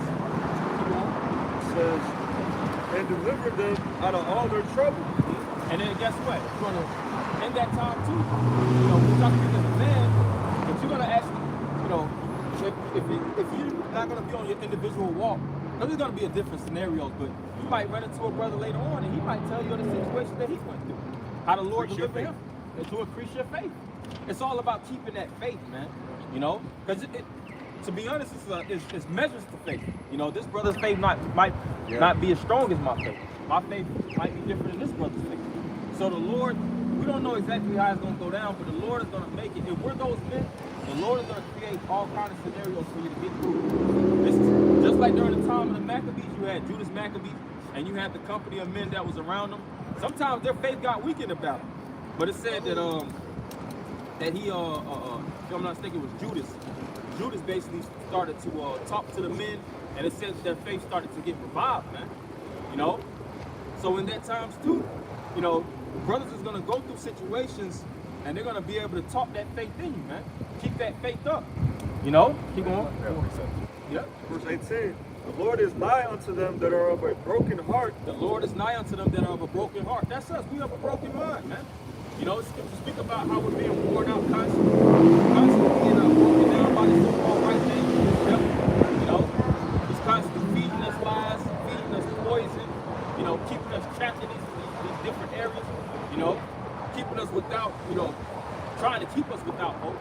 So the Lord is nigh unto them that are of a broken heart. The Lord is nigh unto them that are of a broken heart. So the scriptures speak about the meek. The scriptures speak about the poor. We know we at the bottom, man. If I may say, the scriptures say about being nigh unto them with a broken heart. That's the problem with the 2/3 of our people. All of y'all think you got your shit already together. Right. You think you already got it figured out. So you come with this prideful arrogance about yourself as if you already got it figured out. And that's why the Lord is going to lead you to trouble to show you that you don't got it all figured out. The Lord is nigh to those of a contrite and a broken spirit, because we understand, going back to Malachi, the 4th chapter, that what we need Yahweh Shai to come and bring healing to us. We're all broken. We're sick. Like you're saying, we understand wholeheartedly how broken we are. You know what I'm saying? But you people out here, now I'm straight, man. I don't need to be humble. I'm good. I'm a God. You just not even a God that's created from the Most High. You just have this arrogance of you that's like, can't nobody tell you shit. And the Lord loves it. It's like, yeah, I want to fuck this person up. The Lord looks at the broken and the contrite with a spirit of. Matter of fact, go to 7 if you don't mind, brother. Go to verse 7 real quick. Psalm chapter 34:7. The angel of the Lord encampeth round about them that fear him. The angel of the Lord encampeth round about them that fear. So you already understand, Lord, I'm weak down here. As the scriptures say, I'm a worm. I need you, Lord. I need you. I need the brothers. I need everything you got. You know what I'm saying? But you niggas out here, you got this spirit of that bullshit bravado. That bravado, that tough guy spirit. You the man, you that dude. You're a slugger. You said you're a drunkard. And the Lord is like, it's like when a nigga's proud. See, strength bring about challenge. Yeah. Like you understand, bro, as a boxer, if you come into the gym and you got this bravado of like, can't nobody see these, everybody gonna want to challenge you. So it's the same thing in the spirit with the 2/3 of our people. They got this bravado, they're looking for the challenge.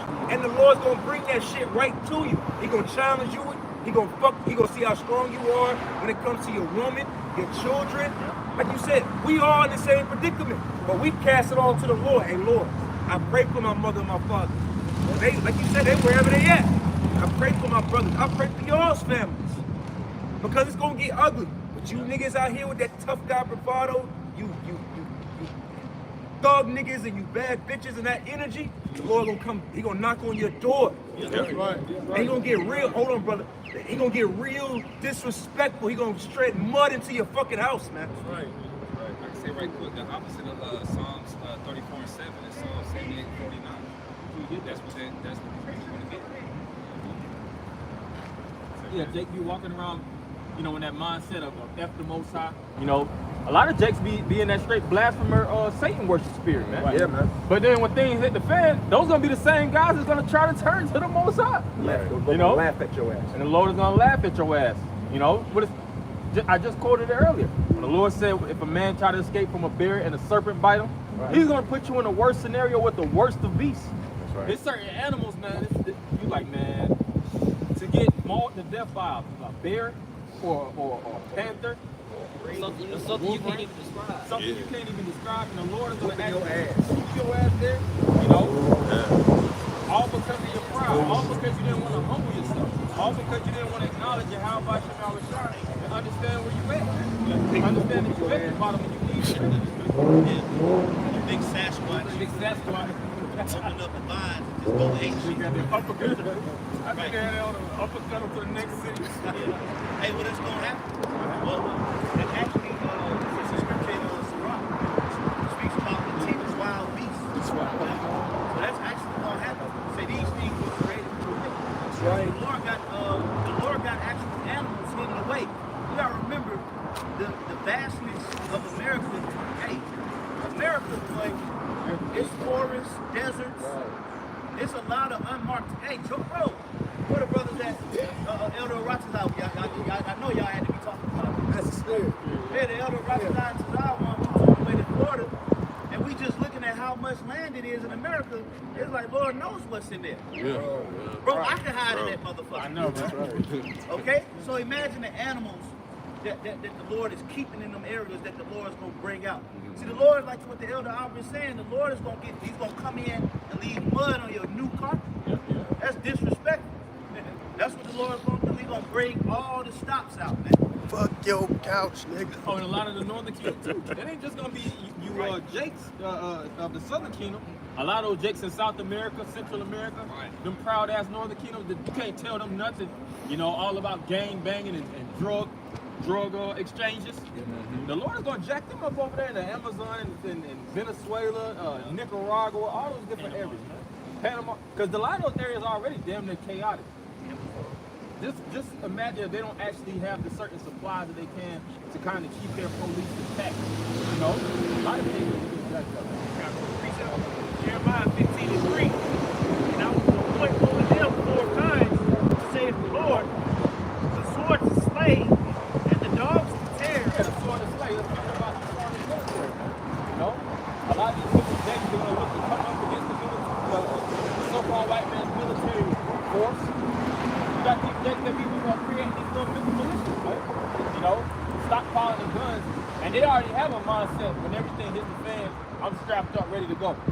But you're not gonna get nowhere. They show you that in the last purge, Yeah. where Jake has a little military, little street military. Yeah. Exactly. No. But the Lord, you should just speak about how read that over about the sword. It says, I will appoint over them 4 kinds, Now point over them 4 kinds. Keep on.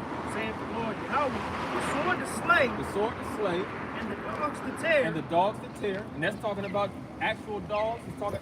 You got those military dogs. Bro, if I may, I seen a post I meant to share. Bro, out California, you got dog breeders. Bro, they got security dogs, 150 racks. You got regular people out here with security dogs, $150,000 dog. It ain't your regular German. That ain't your regular, poodle that you got from Petland. That nigga's ready to eat somebody. Somebody. He's ready, like you said, the Lord got that dog trained and ready to eat niggas. Waiting on that Dark scenario. meat, the white meat, all of it. Dark meat, like, That shit again. yeah. Yeah. It says, and the dogs to tear, the dogs to tear. and the fowls of the heaven. And Jake brought this upon themselves, because the Lord speak about how the Most High always stretched out His arm, you know. And Jake always slapping the hand. I could do it myself. I could do it myself. That's why we're in the condition we in now. Because Jake always want to do it their way. But when the so-called white man create these different scenarios and jack your ass up, which he's doing the sword in the book of Psalms, you know, what are you gonna do then? You know? It says, and the beasts of the earth And the beasts of the earth to devour and destroy. to devour and destroy. That's gonna be pretty much the Lord is gonna set those certain animals up in scenarios to just get to two-thirds. That's right. So when Lions and tigers in America. than Africa.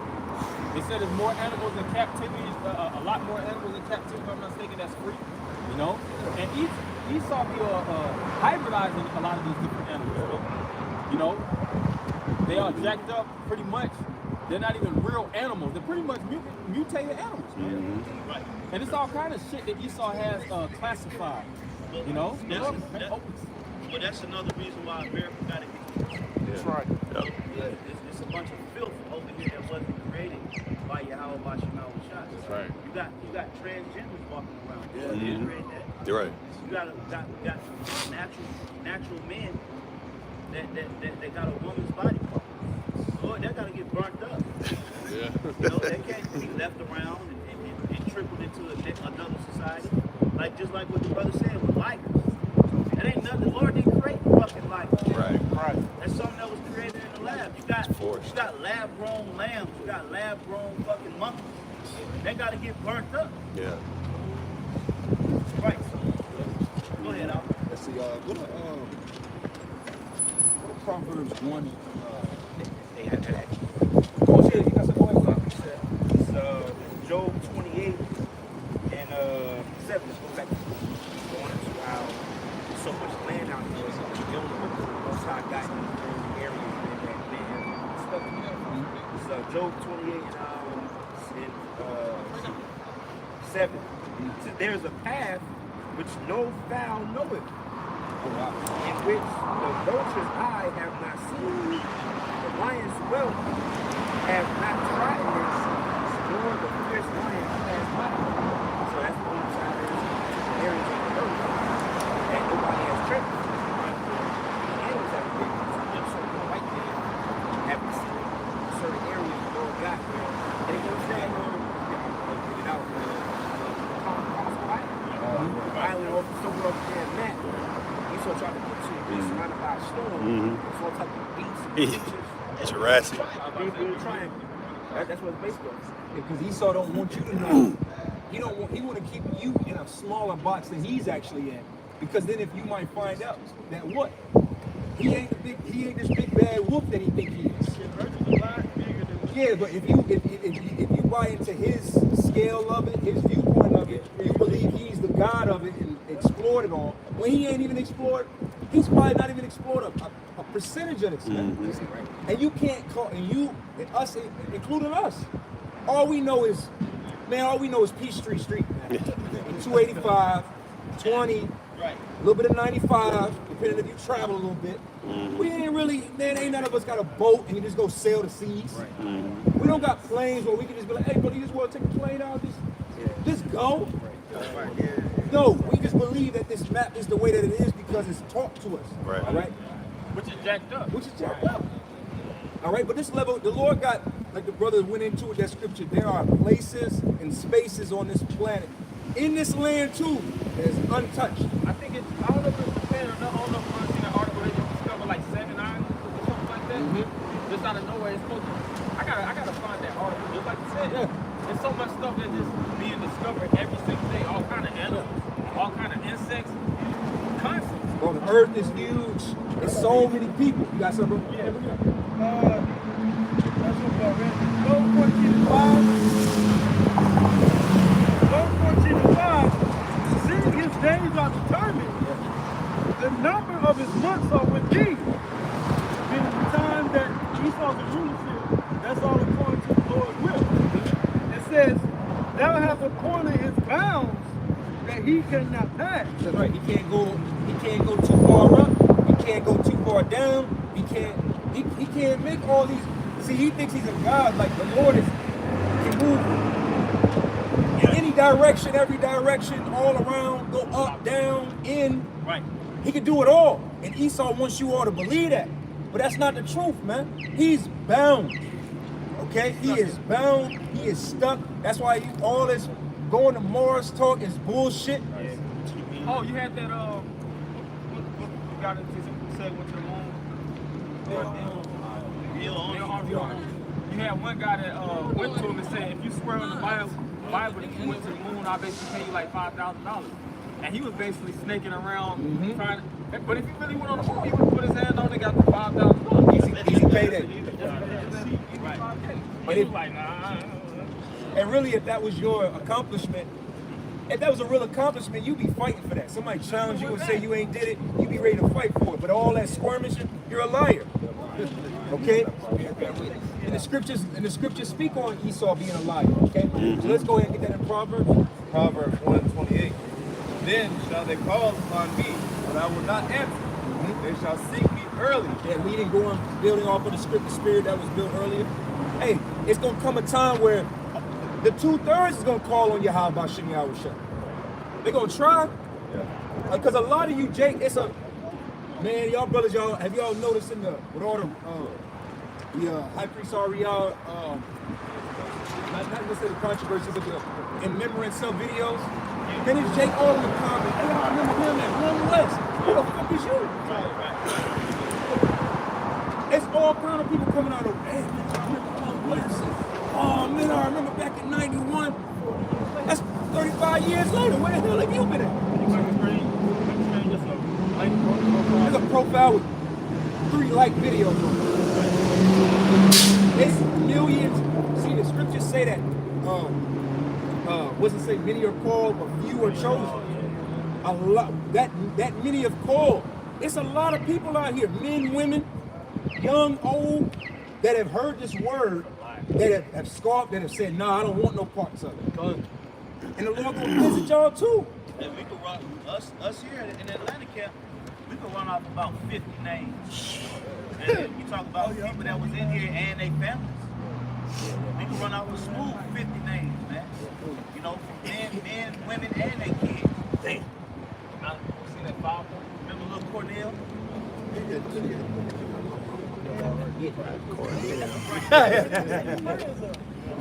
So yeah, it's like just laying back and off the brother. It's a lot of people out here that has tasted of this word. They've heard it. Hey, just a simple walk by is enough for the Lord to judge you, man. That's right. That's all that needs to happen. Now, don't even get me started on World Star. How many people have seen the truth on World Star, TikTok? You know, these viral videos of Israel. Fox News. Oh, that was another big one, Kasai. When that whole thing went down in the March on Washington. You know, hey, ain't no cloak for these niggas out here, man. Jake don't get it. Hey, Kanye, Kyrie, that's the Right. Oh, that's man. about in these recent years. Kendrick Lamar. He died. I'm hearing about the Hebrew Israelites. All it takes is for you to hear, because you gotta think about it. When you hear a rap song, right? You on the phone, radio, a song come on. You be waiting for the next time to hear that song, so you can say, man, what song? Depending on what artist, you may or may not know the artist. Right. Yeah, I didn't know code names, Kodak, and so rap videos. So you wait for the next time to hear it. You might Shazam it. So it's the same thing with this truth. When you hear this word, you should be like, damn, I can't, like you want to know the next Desiring the sincere milk. Yeah, desiring to hear it again. So it takes for you to hear this word, whether or not you're marked to get it, or you're marked to hear it and then later on be condemned. That's right. For not taking it. Got something real quick. It's Matthew 7:23. Many will say to me in that day, Lord, Lord, have we not prophesied in thy name? Yeah, you got a lot of men that are watching these videos, that have put their hands to the plow, know the prophets in our personal lives and so on and so forth. And what? They're gonna when the going gets tough, that's when they're gonna try to submit. They're gonna pull the same move. Hey, like the Apostle Paul said that Jake got a lot of black women spirits on him. Well, look at the black woman on TikTok and stuff. That world is going to shit, and she's trying to do her soft girl era. She's trying to now submit. And a lot of y'all niggas that you're gonna try to do the same thing in the spirit. Oh, you're gonna right? Yeah. Right. Well, they ain't gonna hear that. That's some fraudulent shit. You think, see, the problem with a lot of y'all, even in a part of the circumcision, is you still do have Jesus' spirit to them. You look at it from you can trick God. Right. We serve Yahweh Shai. You might be y'all be tricking his ass. y'all have a trickster spirit with Jesus Christ. Right. We can trick Jesus. No, you can't trick Yahweh Shai, man. Right. Yahweh Shai knows who is and ain't serving, who is called to serve and who's not serving. He knows all of it's listed and ready. Okay? Go ahead and finish that and go back to that part. It says, many will say in that day, Lord, Lord, have we not prophesied in thy name? Yep. And in thy name have cast out devils? And in thy name have done many wonderful works? Yeah, Maurice. Right. Yeah. Maurice is losing his fucking mind right now. Okay? He got the plague of the mind. You still think the spirit is on him. You want to give all the glory to you. How about Shimei Shai? And as soon as you finish saying that, I'm allowing the men that you set up, how about Shimei Shai? All praise to Yahweh, Bashim Yahweh Shai. And then turn right around and lie on all the men that the Lord has established. And then do the video, and then you get an awkward pause because you're so used to saying double honor. Yeah, I know. But it's a mental thing. Yeah. It's a mental thing. You know what? I'm not going to give these men double honor. Straight, right? But that whole month, it's been instilled in you for all this time. Yeah, man. Right? It's been instilled in you all this time to the point that you really, the spirit don't flow through you right. Because you're not honoring the Lord through you, you're not honoring the big exalted. So then everything that comes out in your mouth is complete wrong. And it's madness. Well, the scriptures say out of your belly shall flow living water. Right. Well, imagine what you got in your experience is there's drum, there's an oil drum in the middle of your water. You know what I'm saying? There's trash in the water. He just got dog water. There's a car floating down the river. You know, you got all kind of blockages in your flow. Seaweed. All kind of madness, man. Last verse. It says, and then will I profess unto them, I never knew you. The Lord's going to profess on a lot of Jake. I never knew you. You got a lot of Jake. Here it is. Here it is. We're hours away from the Passover. But then you got rebellious Israel. For all of y'all that got an issue with the apostle and elders, when you keeping your Passover? And how are you keeping your Passover? If you keep the Passover, whether it's a war or a cross-arm, all of y'all, yeah. Right? If you keep the Passover, you're keeping the Passover according to the way that the apostle and others, the great millstone taught. The same way they do it according to the way their elders taught them. That's right. You know? There are certain things that men in the flesh do get wrong. Okay? We understand that about our people, Ariyah. We also understand that as prophets. But there's also a lot of things that, especially coming up under the Apostles' Great Millstone, that they got right. Regardless of the argument of how you feel about a man you never met, you can't say these certain things about the Apostles' Great Millstone when it comes down to the doctrine and what they can teach. Okay? You can make claims and red herrings about things that is up to debate in the spirit, whether you believe it or not. That's right. But what did Yahweh Shai say? Yahweh Shai said, if you can't receive it, he that has ears, let him hear. There are certain things that Yahweh Shai said that was hard for certain of the disciples to understand. But Yahweh Shai already put a disclaimer out there. That doesn't mean that everything that Yahweh Shai taught in the doctrine was wrong. Okay? That's right. Same thing with the apostles. If you can't receive that certain men are supposed to be other men going back to the reincarnation, okay? Hey, well then the Lord is going to deal with you on that. That's right. But everything that we've been told to see, so we're flourishing. We see it actually flourish. that's like So you got something? Matthew chapter 10, verse 32. It says, Whosoever therefore shall confess me before men, him will I confess also before my Father which is in heaven. That's right. Basically, think you won't get, think the Lord gonna vouch for your ass? It is you slandering, false accusations. You got a devil on you, man. Cold.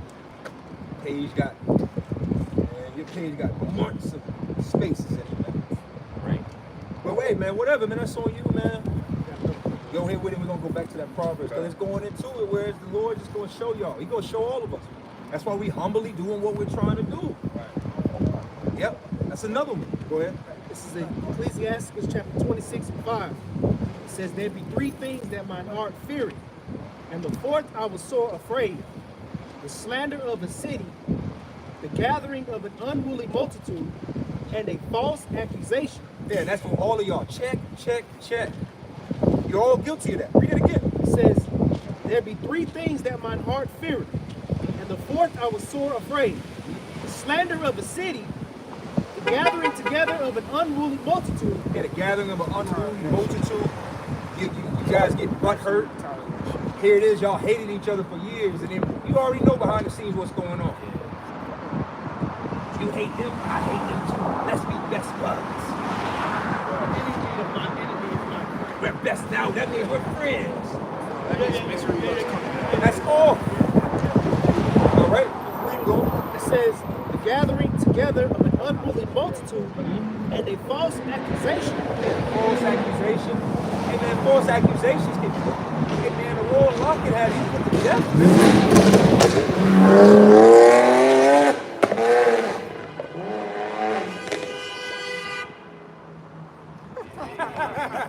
Well, hey, that's an Edomite. I can deal with that. Hey man, maybe how about Shibby I was shy visit you about that. You're an Edomite. You're supposed to be so It's a loser, man. Hey man, so matter of fact, let's just finish out. We're gonna change it up. It says, the gathering together of an unruly multitude, and a false accusation. All these are worse than death. Yeah, false accusation. All of y'all, you niggers in garments. They're talking about we great. Yeah, we grape and man, all the accusations. Right. Bro, we was at a little 5 Point. I remember some nigga came by and asked us, do we eat babies? Yeah. Yeah, and I heard y'all GMS. I heard y'all eat babies. I remember when he came. That's talking about. But that's what they feel. So these accusations, false accusations, can change a man's whole course of life. And y'all don't care about that. You continue your lies about it, but it's all good. The Lord got everybody's number, man. Matter of fact, go back to that Proverbs. Proverbs 1:21. Then shall they call, 28. Then shall they call upon me, but I will not answer. Yeah, the Lord ain't gonna answer. All right, keep going. They shall seek me early, but they shall not find me. And that's the average person. The main people that be atheists and don't believe in God, as soon as they be on their deathbed stinking, right? Crying to God. I accept him as my Lord and Savior. Hey, who was that created the whole evolution? Stephen Hawking. No. Darwin. Same thing happened with him. He was on his deathbed, he denounced all that bullshit he taught. Because when your ass is death is in your face, right? You ain't trying to hear all that semantics and all that bullshit you was arguing. You don't believe it no more. Right. Okay? Keep going. It says, but they shall not find me. Verse 28. Yeah, the Lord's not going to be found. See, all of these argumentative points that everybody wants to stand on and prove their points, the Lord going to show everybody, man. Right. Go ahead. Verse 29. For that they hated knowledge and did not choose the fear of the Lord. Choose not the fear of the Lord. That's all we're here to teach our people, is to fear the Lord. But they don't want to fear the Lord because why? The scriptures tell us that our people are stiff-necked, hard-headed. So the Lord got to break them. Okay? You got something? This is Isaiah. That's the main thing that's going to be shown to this world, man. That this world has this idea that God loves everybody. And that's the further, that's a lie. That's y'all bearing false witness on the Lord. That's right. Most of you people the Lord hates. He can't wait to destroy most of you. That's right. Go ahead. This is Isaiah chapter I have 1, a verse question. 3. I have a question. Go ahead. It says the ox knoweth his owner, and the ass his master's crib. But Israel, Yeah. Go ahead. but Israel does not know. Yeah, the Israelites, our people don't know. They don't consider. Because our message, again, this Bible has been pushed around the world as this beacon to get money out of everybody. So it's for everybody. It's for gays. Hey, you gay? God loves you. Right. Hey, you're a tranny? God loves you. Right? Jesus just loves everybody. But on the contrary, the Bible speaks of a totally different message. He's a separatist. He's misogynistic. Okay? He's racist. He hates. He's a true nationalist. He's a nationalist. What do you got this word? You're a xenophobic. Nobody's a bigger xenophobic than the Lord.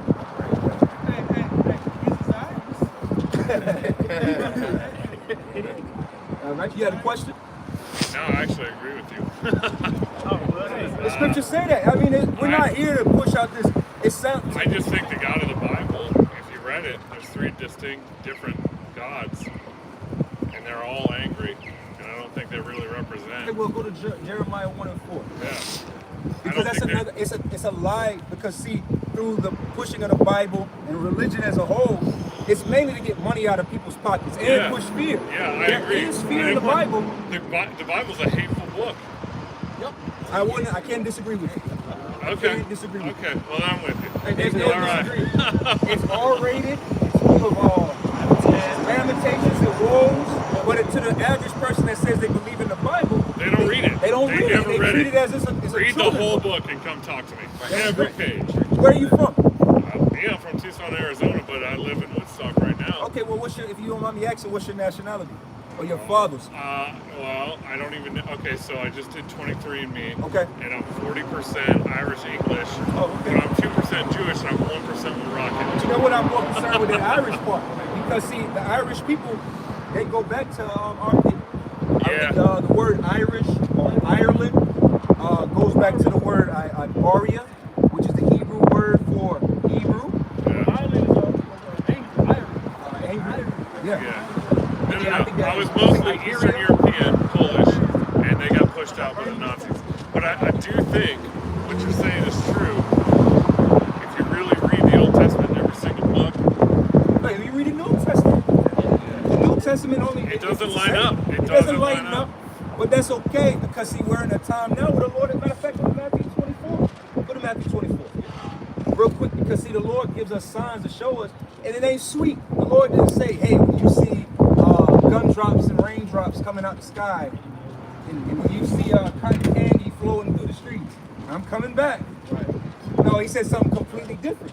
He said when you start seeing uproars of the people, rumors of wars, pestilence, then you know that I'm going to go ahead and get it. Let the scriptures speak. hey, peace and love to y'all. Hey, peace to you too.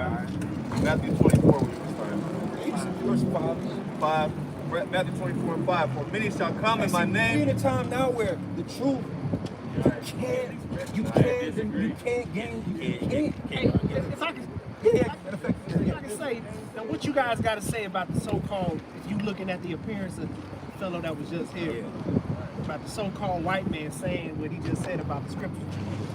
That's why the Lord got to stop you. And that's why the Lord got to stop you other camps, man.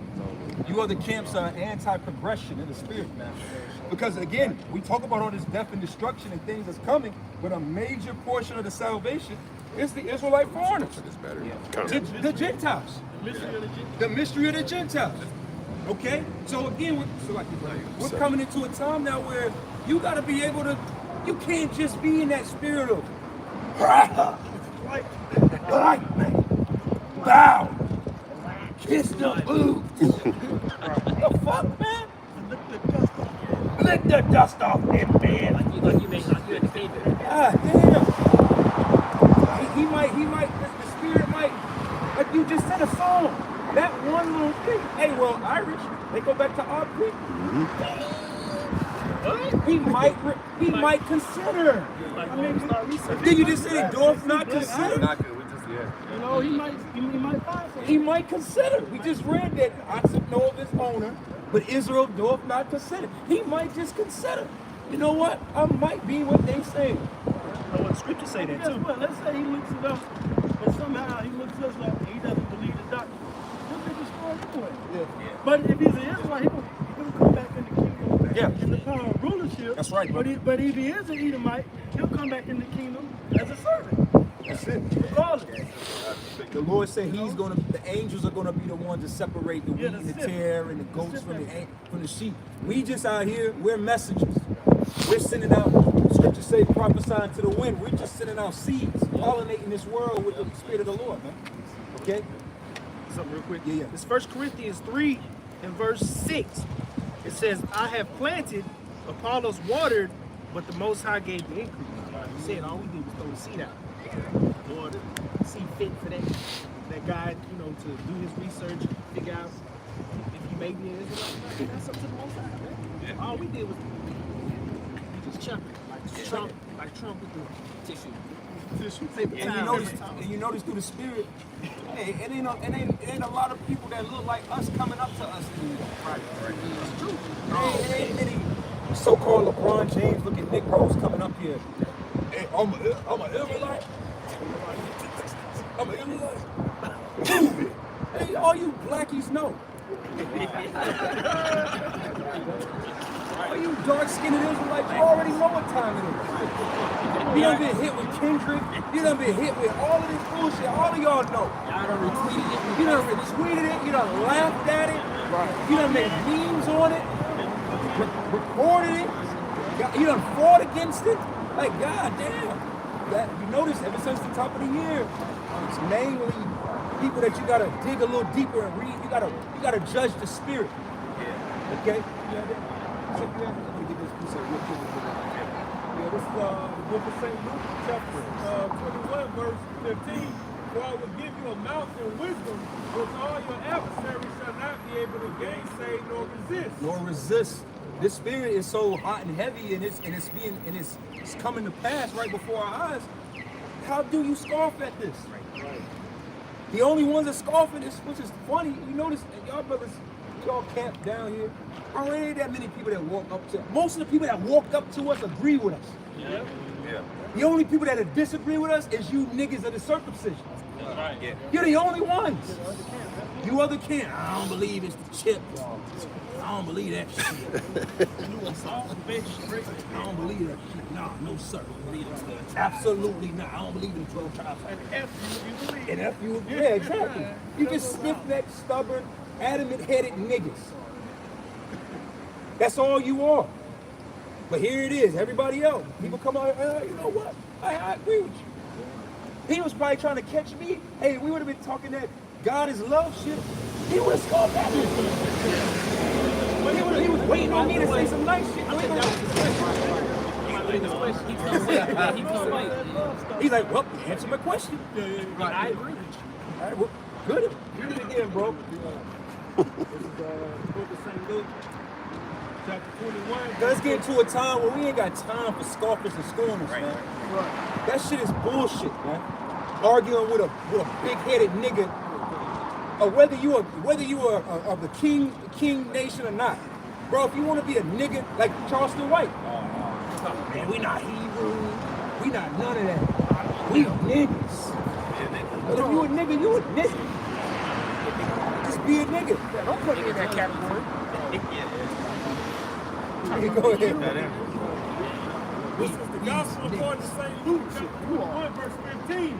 For I will give you a mouth and wisdom, which all your adversaries shall not be able to gainsay nor resist. All our adversaries. So this thing is going to amp up like the Deacon Barzal was going into, from glory to glory. It's going to level up to a point where the spirit is just going to be undeniable. You can't, it's just going to be, I can't even think of it's going to be Floyd Mayweather. Floyd Mayweather against middle schoolers. Imagine you got Floyd Mayweather in his 40s, got all this experience, and you tell him, hey, it's 100,000, you don't beat his ass, you ain't gonna get none of this money. You got him in the ring with a 13-year-old. Man, he gonna whoop ass. He gonna stomp him, and that's the spirit. The spirit is undefeated, man. We don't leave out here confounded. Ever since I joined the camp, I've never went home like, damn. He got us. Got us. Not one. You gotta go back and that little scratch in your head. Hey, brother, We gotta go back to the drawing board. We gotta go back and study it. Watching a brother get crossed over. That ain't happening, okay? This word is undeniable. It's the truth. How about that? It's the truth. You can't deny this. And a lot of you people are gonna see it, man. Whether it be through the chip, whether it be through these viruses, whether it be through the chariots. Hey, like a brother said, hey, that Turkey, that situation over there in Turkey that happened a few weeks ago. Hey, you were saying that, wasn't you, brother? Man, 50,000 plus people died. Right. That's a city on the outskirts of Atlanta. Stonecrest. Stonecrest has a little less than 60,000 residents. So that's the equivalent of the whole. The Lord just wiped out Stonecrest and Latona. Okay? That's what the Lord gonna bring over here to you niggas. And Esau. But the main adversary, you start to learn it when you walk this walk. The biggest adversary is Esau and our own people. We ain't concerned about Moab.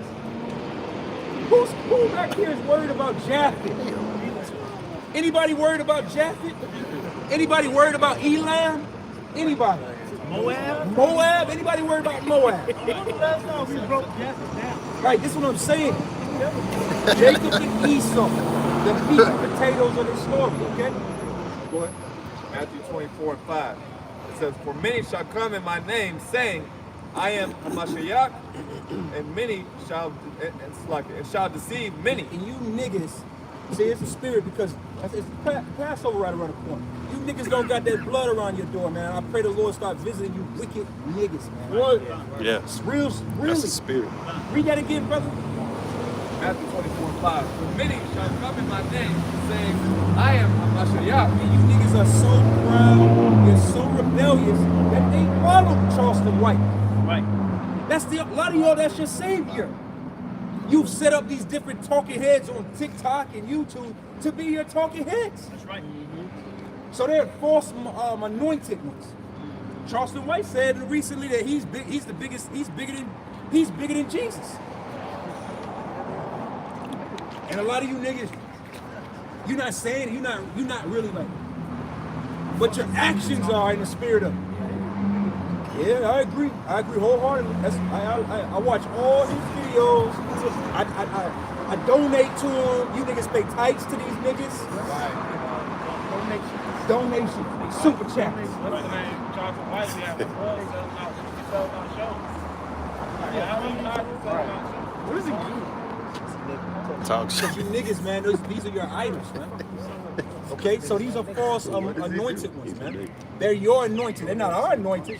Yahweh Shai is our anointed. That's who we follow. But you niggas, you follow all these characters, man. Keep going, brother. Right. It says, and shall deceive many. Yeah, you're all in the seed. Charleston White got y'all agreeing upon wicked shit. And that's just one character. I'm just focusing in on that guy. But in the spirit, you all follow these guys. They say wicked shit. They do wicked shit. And you just be in agreement with it. Keep going, brother. Go to the war. Yeah, keep going. Verse 6. Because this is the stuff that the Lord is going to have be undeniable. You can't deny war. You can't deny that shit. Look at Ukraine right now. Ukraine and Russia are acting like Bloods and Crips right now. Spinning the block. Keep going. Verse 6. "And ye shall hear of wars and rumors of wars." Yeah, that every time we cut the news on, it's a rumor of a war. China always talking something. Taiwan always talking something. North Korea, South Korea, Pakistan, India, North Africa, Turkey.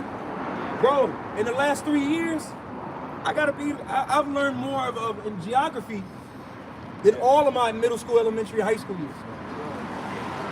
You're like, damn, where the hell is Ukraine at? Okay, that's Ukraine right there. There's Russia, Georgia, You be like, we're learning the map right in real time. Okay? Because why? Rumors of wars and wars. Very soon you're gonna see wars break out in America, man. Yeah. If the Lord have it where, God forbid, but if the Lord have it, I pray we endure to it. But if we get to it next year, fall 2024, and it's election season, Oh yeah. it's gonna get bloody out here, man. Yeah. Y'all been waiting to go to war. Hey man, this is like any professional fight. Give me a fighter when they done fight 3 times. Conor Yeah, McGregor. these fighters where they trilogies. Deontay Wilder and Tyson. That's a good one. One man wins, another one loses, another one wins. Okay, that's what's gonna happen here. You got Trump Nation. Yeah. Yeah. You got Biden. Yeah. Man, when y'all gonna be out here in these. If we are here, we're prophesying it now. Y'all gonna be in these streets of America killing each other. Yeah, absolutely. Battles. Oh, somebody get second at 15 for them. Yes, sir. Well, a war is a series. To add to your point, a war is a series of battles. So yeah, just like you said, you're gonna have battles where one side will get up on the other, and then you know what I'm saying. That's why you had January 6th. January 6th is a battle that took place at the Capitol. Yeah. From the what? The red team, the conservatives, the Republican side of things, okay? And the blue squad ain't done nothing but got more demonic, destroying cities. So what you think? We see the same thing as y'all. We see all of y'all running from your blue states, coming to red states. You don't think red state individuals is hot about it? Right, the red states got more blacks. Come on, man. You got something to square with. Second Ezra 15 and 16. Yes, sir. But there shall be sedition among men. Yeah, sedition among men. You can line that up with Isaiah 19 and 1. Yeah. Egyptians against Egyptians. That's civil war. But like you said, through the spirit, it's not just going to be a black versus white. We can see that it's beyond black versus white. Because you got black people that are MAGA hat wearers, right? And they fighting niggas that are build back America better. It doesn't matter. This is not about color no more. Right. That's why if you're trying to make this truth about color, you're showing how outdated you are, even in the spirit of just the world. Yep. Right. Look, check this out. Now, we just had, I'm speaking on 2 points, and what you just said, right? We just had a sedition, or what they call a sedition, right? That January 6th uprising, was that 2021? Yes. Right? They called that thing uprising against the U.S. Capitol. They called that a sedition. It's a saying that Trump incited it. So now you got these Proud Boys and all these different, Antifa. Antifa and these people going into the White House. You know, putting their feet crossed out on Nancy Pelosi desk. That was sedition. Priest, keep in mind. That was sedition. If I may add to you, that sedition, was it only white people in that situation? No. There was niggas in there too. It was black, it was white, men, women, old, young. Okay? Go ahead, brother. Yep. But the majority was so-called white people. That was white Americans, the Proud Boys. I'll use it for example. That was the Proud Boys coming against the U.S. government. Okay? So simply your point you just made, it ain't about this color thing. Right? That was Americans versus Americans. American citizens, not regarding, I'm just reading the scripture, not regarding the rulers. That's right. They wasn't thinking about congressmen and the senators and what they thought about speaking on the house. Okay? Bro, right? you remember They wasn't thinking about that. Keep in mind, let's go back to 2016, because Trump was elected in 2016, right? Yeah. So we've seen 2016 almost in 2024. That's what you see what I'm saying? Bro, when Trump first came in and you was a so-called Negro, Latino, or Native American, and you said that you supported Trump, you were ousted. Yeah. It's a lot of niggas that can't even talk to their family because they were Trump supporters back then. Was it Candace Owens. Candace Owens. But now. But look for it now. But look at Jake. Oh man. First of all, it's the whole little break. They don't like Biden, and they're like, we need Trump back. He gave us money. Trump's You probably are fickle, and you have no cognizant understanding of really what's going on. You just follow the trends like the wind. Yeah. You know? Oh, well, even before that, 2008, you had the Obama thing. Oh yeah. If you didn't vote for Obama, you're the devil. You ain't vote? Yeah, go ahead with that. 2nd Ezra 15 and 16. But there shall be sedition among men and invading one another. They invaded the capital, right? Yep, that was one. Yeah. That was one time. That was a light day. Yeah. A Wednesday or some shit like that. So guess what? It happened in overseas. I'm not sure if it was the Philippines. It happened over there. It happened in Iran. Sri Lanka. Then Sri Lanka. yeah. That might be one thing. Colombia too, I think. Yeah, Colombia. Yeah. Because people are pissed off, man. Mexico happened every year. Venezuela. It says, they shall not regard their kings nor princes, and the course of their actions shall stand in their power. And that's why we, like the brother beautifully brought up, which is right, going back to Obama, you can say really the respect towards presidencies ended with Obama. Because there was a time, I'm old enough, pretty sure you brothers are a little older than me, you can remember when Clinton and these different people were winning, the opposite side would be like, hey man, you know, this is America, that's our president, we gotta support him, we gotta get through this. They were respectable. H.W. Bush. Yeah, all of them, up until about Obama. Not my president. Now it's just not my president, F him, F Brandon. No, it's just all out disrespectful. So they've turned this into like some gang banging type energy.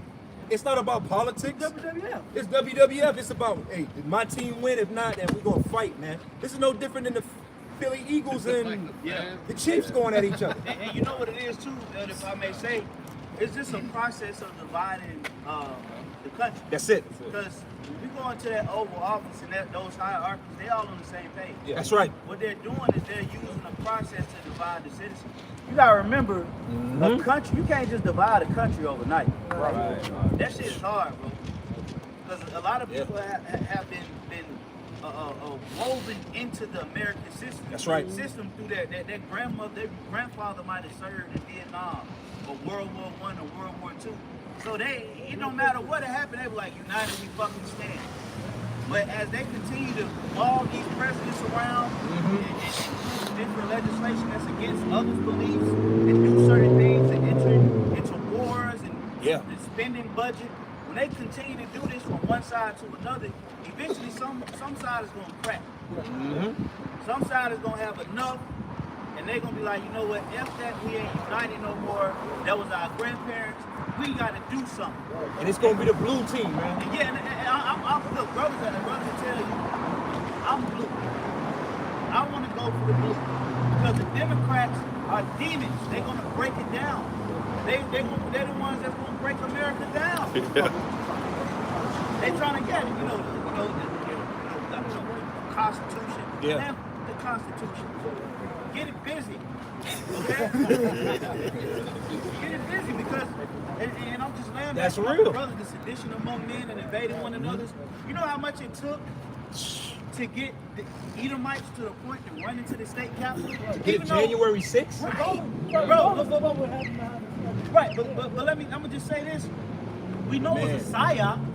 There was some people in there that was just willing to do it because they seen other Edomites do it, so it showed the pulse of how they really felt. Now, regardless of who started it or who not, we see the people following that. That's right. Now, like what you said, Albert, which was key, the old American Edomite, whether it was blue or red, would have said, no, God, stop it. Don't do that. That's the state capital.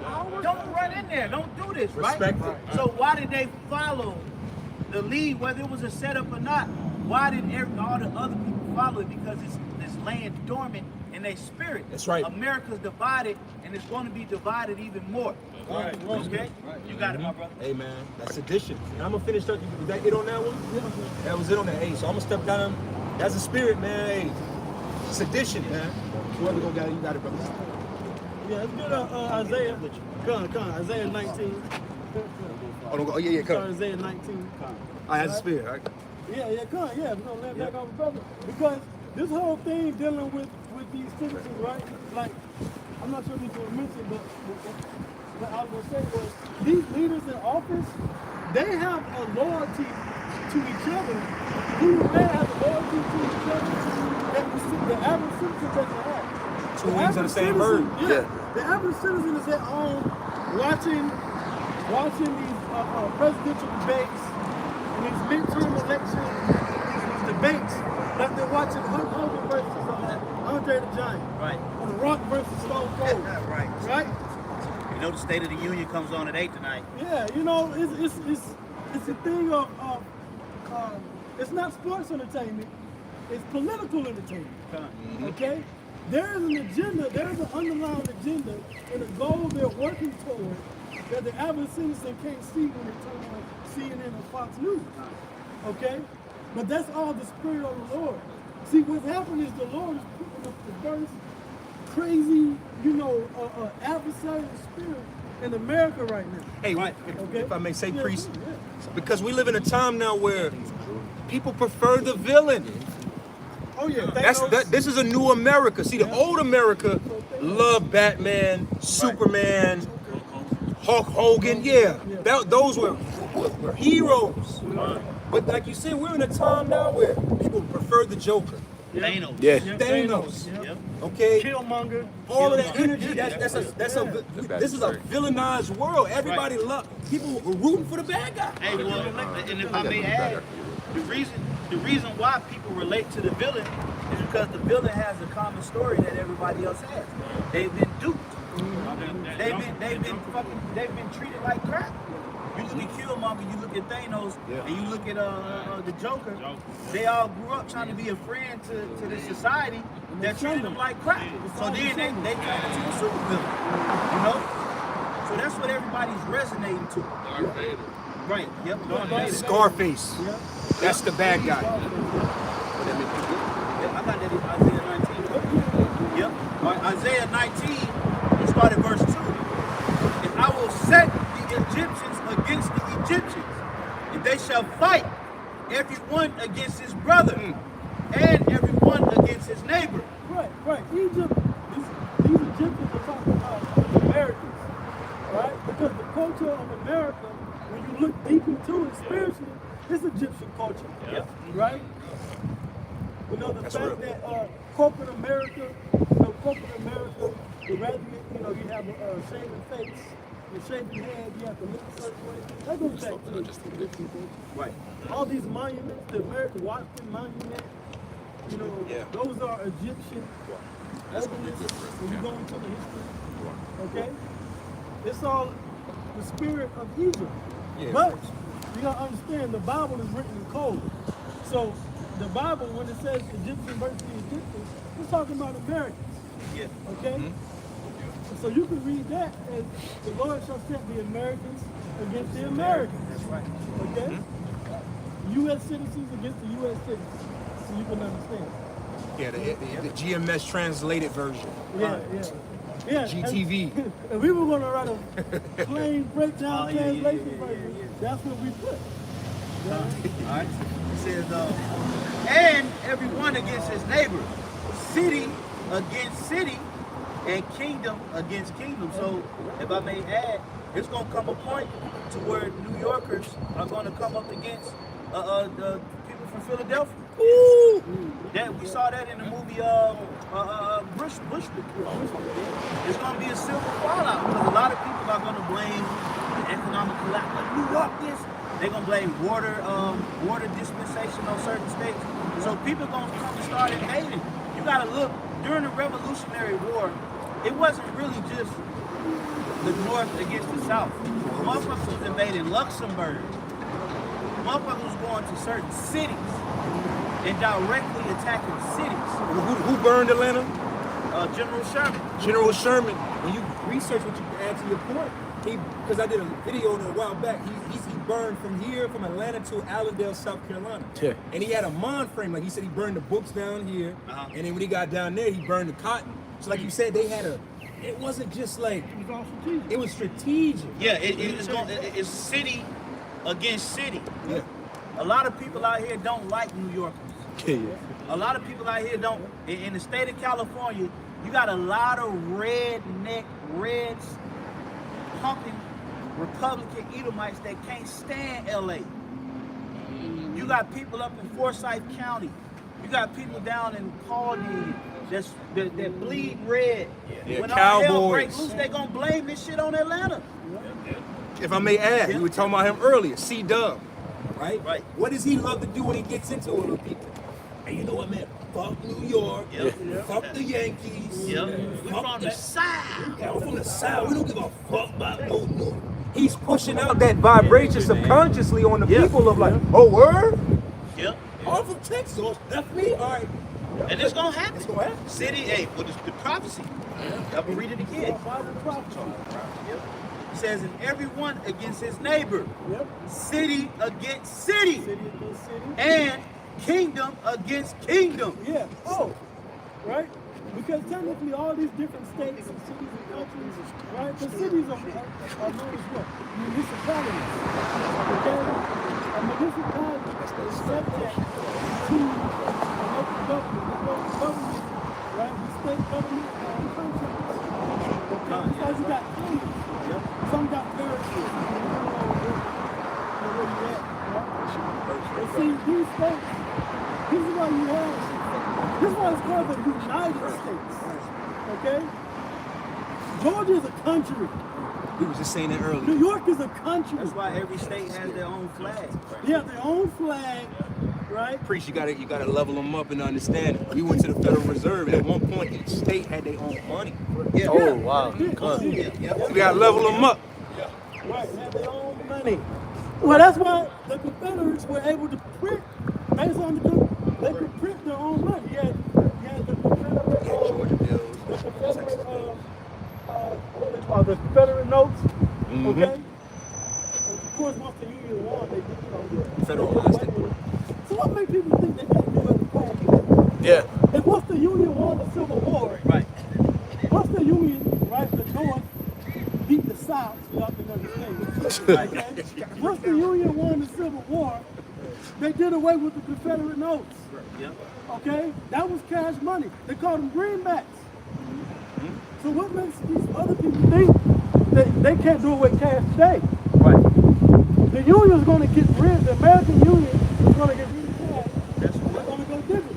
Yeah, I got it. And the time that, Yeah. But look, because you said something heavy. Yeah. When the scripture just broke down in Isaiah, the 19th chapter about kingdom against kingdom, the priest said that these different states are kingdoms. Now it's known as the United States. This is the etymology of the word state. Political organization of a country. Supreme civil power or government. But it says a political organization of a country. So when we talk about, they talk about the 50 states. You got to remember how Esau is Esau is the demon. So you got DC. That's the seat of America. That's where all legislation is passed, and you know that's where the heart of the war comes from. Yeah. Now the real states of DC are the contiguous states. No, these are the contiguous states of DC. They're not technically a part of DC. Yeah. It's totally, it's a city state. Now, when they talk about the actual states of DC, it's the streets. That's why you got Georgia Avenue, Pennsylvania Avenue, Hawaii Avenue, Idaho Avenue. Spread out. There's Idaho, 10 square miles. They got, all 50 states got a street in DC. Those are the real states of DC. The United States of America, these are the contiguous states. Okay, that comes under that alliance. so it's a corporation. It's a corporation. These states, Stakeholders. These states came together, stakeholders, based off of monetary gain they can make through being incorporated to DC. Okay? I'm giving you a history lesson, right? Oh, bring it out. Because we spoke about states. Look up the warring states of China. Okay? The warring states of China. Yep. And North America is a continent too. Continents usually hold countries. Well, you have the UK, the United Kingdoms, is what? Ireland, Scotland. Scotland, Wales. The whole Yeah, country. yeah. Yeah. 7 major states. So I'm gonna finish. I'm gonna keep reading that Isaiah 19 and 3. And the spirits of Egypt shall fail in the midst thereof, and I will destroy the counsel thereof. And that's what's happening. There was a point in time where all Americans was on one page. Okay? They all agreed on that common American dream. Alright? Take care of your family, get a career. Be a Christian. Be a Christian, live your life, whether you were a Republican or Democrat. They wasn't fighting like that back then, man. After the Civil War was over, everybody was trying to be at peace with each other. But the Lord said the counsel thereof shall fail. That's what's happening. These people out here are being led astray. They don't like what Donald Trump got to say. They don't like what Joe Biden got to say. So they rebelling against it. They don't have proper counsel. Who they gonna listen to? Nancy Pelosi? Right. Really, bro, technically speaking, bro, these people supposed to been stepped down. Yeah. Even in the law, bro, at 50 years old, the Levites would step down and let the younger, the Levitical priests take over the temple. Because you get to a certain age, your scruples, okay? You get set in your ways and you don't want to let the new energy come in. Right. Yeah, you know, you could tear a country up by letting an old tyrannical leader run your country. So you are, that fresh fruit is always something that's being used in country building. I mean, they got Nancy Pelosi up here. Yeah. You know, Like 190 years old. Nobody listening to that bitch. Bro, she was a little girl during Kennedy.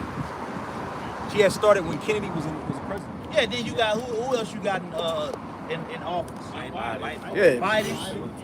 But on both sides, you got the cabinet. I don't even know who in the cabinet no more. I used to be able to call about at least 10 figures in politics. I can't call the 3.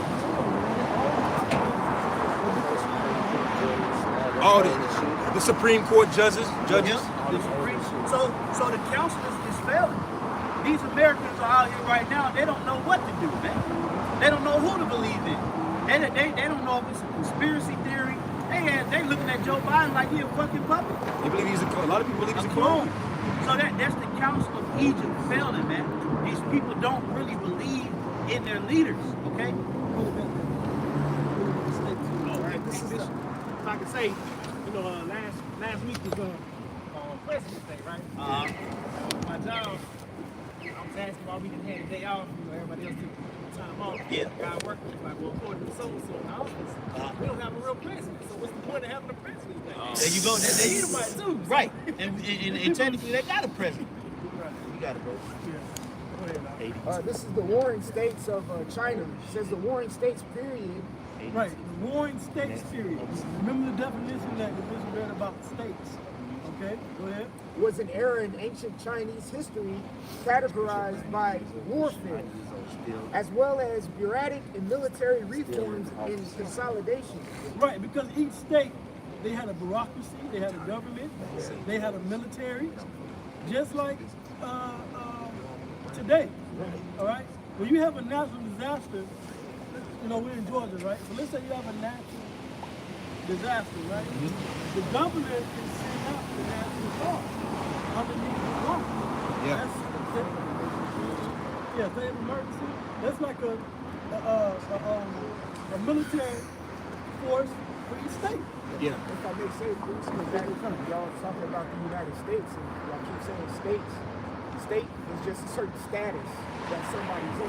So if it's a ruling United States, you see California getting hit with every weather predicament, snow, heat, landslide, all in 1 week.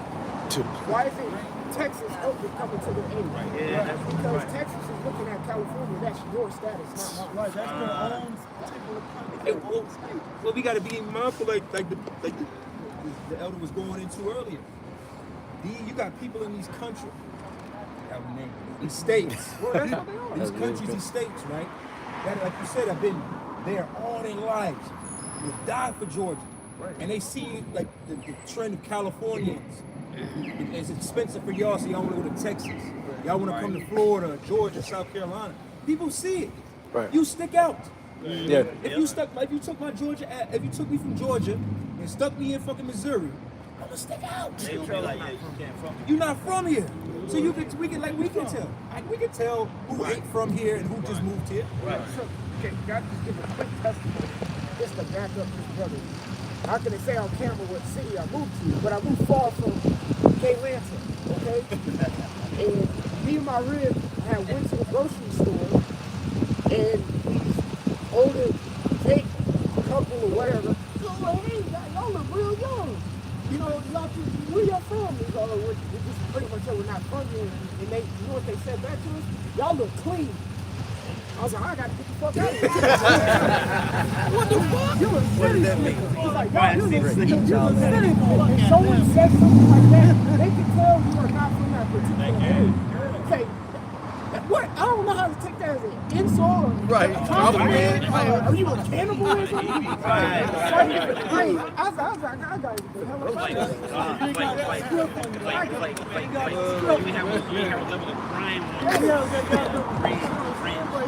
y'all look clean. That's it. With the Captain Obvious saying, if I move, if you move to, you know, Lynchburg, maybe from Georgia here, you move to Oklahoma, you ain't gonna move like no damn Oklahoma individual. That's true. Because they're in a different status than what you grew up in and what you knew. That's real. So it says, it followed the spring and autumn period and concluded with the Twin Wars of Conquest that saw the annexation of all other contender states. Right. So going back to these warring states in China, right? In the BC era, basically what you had separate states, okay? And with these different states, you had like the Huns and like I said, the Qing dynasty, okay? And what happened was they was all warring on mainland China. Right. Same thing that happened with the conquest of America. You had France, you had Britain, and you had the Spanish, okay? So what happened was, after everything got broken down, you had different regions, okay? Same thing happened in China. But eventually, one overcame the other. And they all became the United Chinese Territory that you know today, okay? Same thing happened over here. Somebody Now gotta the submit. United States, Somebody got to submit. okay? It says, it says what ultimately led to the Qin States' victory in 221 BC as the first unified Chinese empire under Qin dynasty. Right. The first unified China underneath the Qin dynasty, okay? Well, that's what happened with America, but they were all separate warring states. We had the American Revolution, and we had the Civil War. We had the Southern states, and the other states. But the point is, they're all separate countries. So now, just like the brother mentioned about California, right? You don't see the governor of Texas sending National Guard troops to California. Okay? That's something within they have to do in their own state jurisdiction. But what's going to happen when you have people, okay? When you have people within these states, all right, that are not filling the government, they go at each other. Yep. Right? And that leads right into the verse 2 that just read. Yep. Right? About the spirit of this place. And I want to add to that's the spirit you just said, rulers. But I was going to add to the elder. That's how you know the pulse of what's going on amongst the elites. Okay, because the scripture says, as the leaders of, as the rulers of the people. So it's officers. So we seeing this level of division that's going on amongst these Americans, and we know that there's a level of division that's going on amongst the elite. They're not in a complete agreement, and that's all for the sake of Bible prophecy. And if I may, I want to bring this scripture out. This is the book of Revelation, chapter 17 and verse 12. And the 10 horns, which the 10 horns represent what? They know the EU. There you go, the EU. All right. It says, which thou sawest are 10 kings, which have received no kingdom as yet. Those 10 kings represent the 10 kingdoms. Okay? Now these 10 kingdoms, they're like the financial backing of the 7 heads. Okay, the European Union, they're the financial strength of the beast. get that right there on camera. As a matter of fact, let me see it. Yeah, there you And go. Priest, if you want to go into it, you know, but I'm gonna keep reading. All right, it says, start from the top. Revelation 17 and 12. And the 10 horns which thou sawest are 10 kings. Okay? Right. Okay, now, so mention the 10 kings, right? So this is what John the Revelator saw. So let's break this down. The 10 kings are over here on the far, well, to the far right. So this is Belgium, Denmark, France, Italy, Luxembourg, the Netherlands, Greece, Ireland, England, and West Germany. Which of course now when you go into the European Union, it's expanded. Okay? It's definitely expanded, right? But these are because they used to be known as the what is it, 10 common markets? Right. Yep. Right? And they became the EEC. Yep. EEC. And then in 1999, they became the European Union. But why did they become the European Union? Because they were all separate kingdoms. That's right. Okay? They were all 10, what is it, 10 horns? Right. Right? And Europe All represent powers. yeah, and where does the power come from? The money. Right. Because Europe was trying to be unified. You gotta remember before America was established as an actual independent country, there were all kind of European wars going on amongst each other. Okay, that's where you get those movies like The Last Kingdom, with Utrecht, you know. But you gotta remember, the Dark Ages wasn't that far after. The Dark Ages wasn't that far before the slavery. Right. Okay. Before slavery, it was the Dark Ages. And those The kingdoms. Ottoman Empire was born with that in the 1400s. Yeah. Slavery in 1492. So exactly. Yeah. So what happened was right. So what happened was during the Renaissance, when he came into power, he took over these countries that Jake had. Because Jake had Denmark, the land of Dan. Jake had right, and there were discrepancies amongst certain kingdoms where Jake was there. Okay, so when Esau got into power and he took over during the transatlantic slave trade in the Dark Ages, he came into the Renaissance. They unified Rome. They tried to unify Rome, and they did it through the through the 10 common markets. Treaty of Rome. Treaty of Rome. Then you had the European Economic Community, where Rome was trying to get unified, but they still that was through the financial backing, but they still needed them heads. Okay, them strongholds, the 7 heads, man. The thinkers, the leaders. Yeah, the big dogs. Okay, these were all big war guys. Yeah. Rome, Spain, Yeah. Jermaine. Let's name them. Let's name them yeah. because, like, I want to say let's name Absolutely. them because you got other Israelite groups that will throw Russia into the 7 heads. Yeah, don't even add up. Which if you go into it correctly, Russia was not a part of that Roman Empire back then. Okay? Russia's not a part of that. Now you have Russia and other countries after, okay? But if you go into the beast, all right, that John saw at the top, the 12 Caesars, okay? These are the countries you want to name them. Yeah, you got to bring some teaching.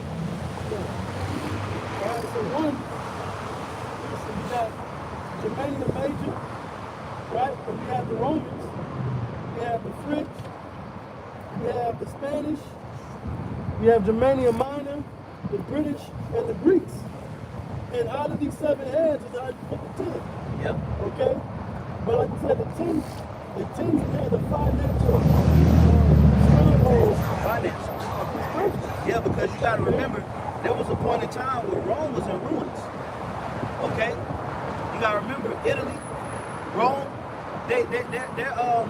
what was the Roman currency? The denarius. Bro, Rome was completely financially fucked. Yeah. Even to this day, to a certain extent.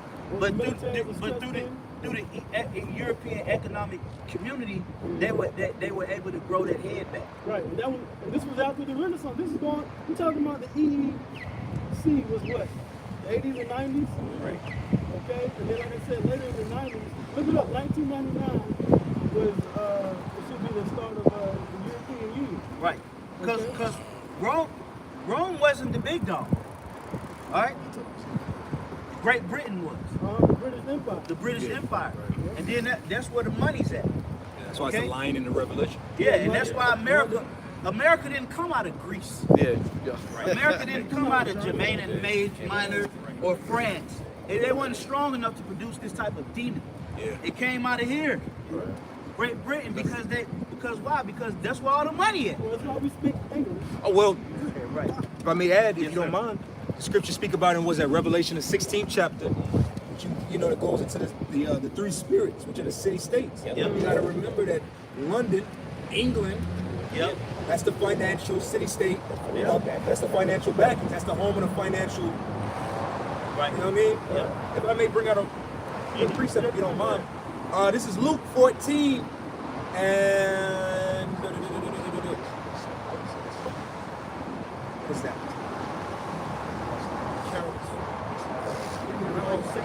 No, Luke. This is Luke 14 and 28. I'm gonna start at 16 and real. Oh, I know what you're Yeah, it says that if any man come, well, I'm gonna start at 27. Excuse me. It says that whosoever doeth not bear his cross and come after me cannot be my disciple. Is the point, verse 28. For which of you intend to build a tower, sitteth not down first and counteth the cost? Right, so if you want to do construction, right? Let's say if Atlanta wants to build another stadium. Let's say they tear down Mercedes-Benz Stadium, right? That was $1 billion stadium. Right. Okay? All right? If they want to tear down the Mercedes-Benz Stadium and they want to build another stadium, they got to count the cost of how much it's going to cost them to destroy it, how much money they're going to lose in the process of destroying it, how much it's going to cost to send the workers and everybody that's already there. Then they got to count the cost of what they project to build it. Then how much it's going to cost to actually build it. That's right. Finish. And then actually finish it and what it's going to cost to keep it running. Right, yeah. That's just building a tower or a building or a stadium. If I may say, we'll look at this Ukrainian war situation. Right. We're not, they don't announce on the news, hey, Biden just sent, 67,000 pounds of green beans. Right. Ammo, Right. some gasoline, and some blankets. Right. No, they say, oh, he just sent another 100 M's. Right. Or he sent another 50 M's for this. And it's a number. We only people in the financial side of it is what matters. They're not concerned with the war. We're not the people that are fighting. They're not concerned with the resources and The line items. the itemized numbers of things. They're not concerned about that. What's the figure? What's pissing off the people? They're hearing, damn, another 100 million, another Right, 700, right, damn, right. another billion. Taxpayers. Yeah. We'll go back to it. Oh, you asked me. I was sorry. I'll finish it off for you. Verse 20, read 28 again. It says, for which of you intend to build a tower, sitteth not down first and counteth the cost, whether he have sufficient to finish it. Lest happily, after he hath laid the foundation and is not able to finish it, all that behold it begin to mock it. Okay, good. I think we also want to talk about kings going to war. Oh, it's right here. Salaki. Yeah. Right here. Verse 30. Saying this man began to build and was not able to finish. Verse 31. Or what king going to make a war against another king sitteth not down first and consulted whether he be able with 10,000 to meet that with cometh against him with 20,000. Right. So it takes money, it takes consideration to go to war and actually build up these countries and nations. So what we're seeing with America, going back to Isaiah the 19th chapter, what we're seeing is,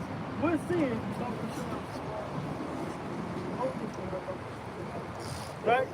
Now what we're seeing is the implosion of the downfall of America from the inside, okay? Because the citizens, right? A country is also as strong as the citizens can be content. Right. Because if the citizens feel a certain way towards the government, especially in a democracy, right? We the people, okay? If the people have a certain discernment to what's going on and they don't like what's going on, then in a democracy, the citizens have the so-called right to change it. Okay?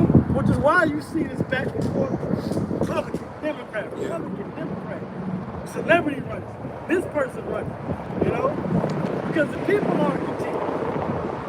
So if that division is happening with the politicians, the lobbyists, the senators, the congressmen, right, the bureaucrats, okay?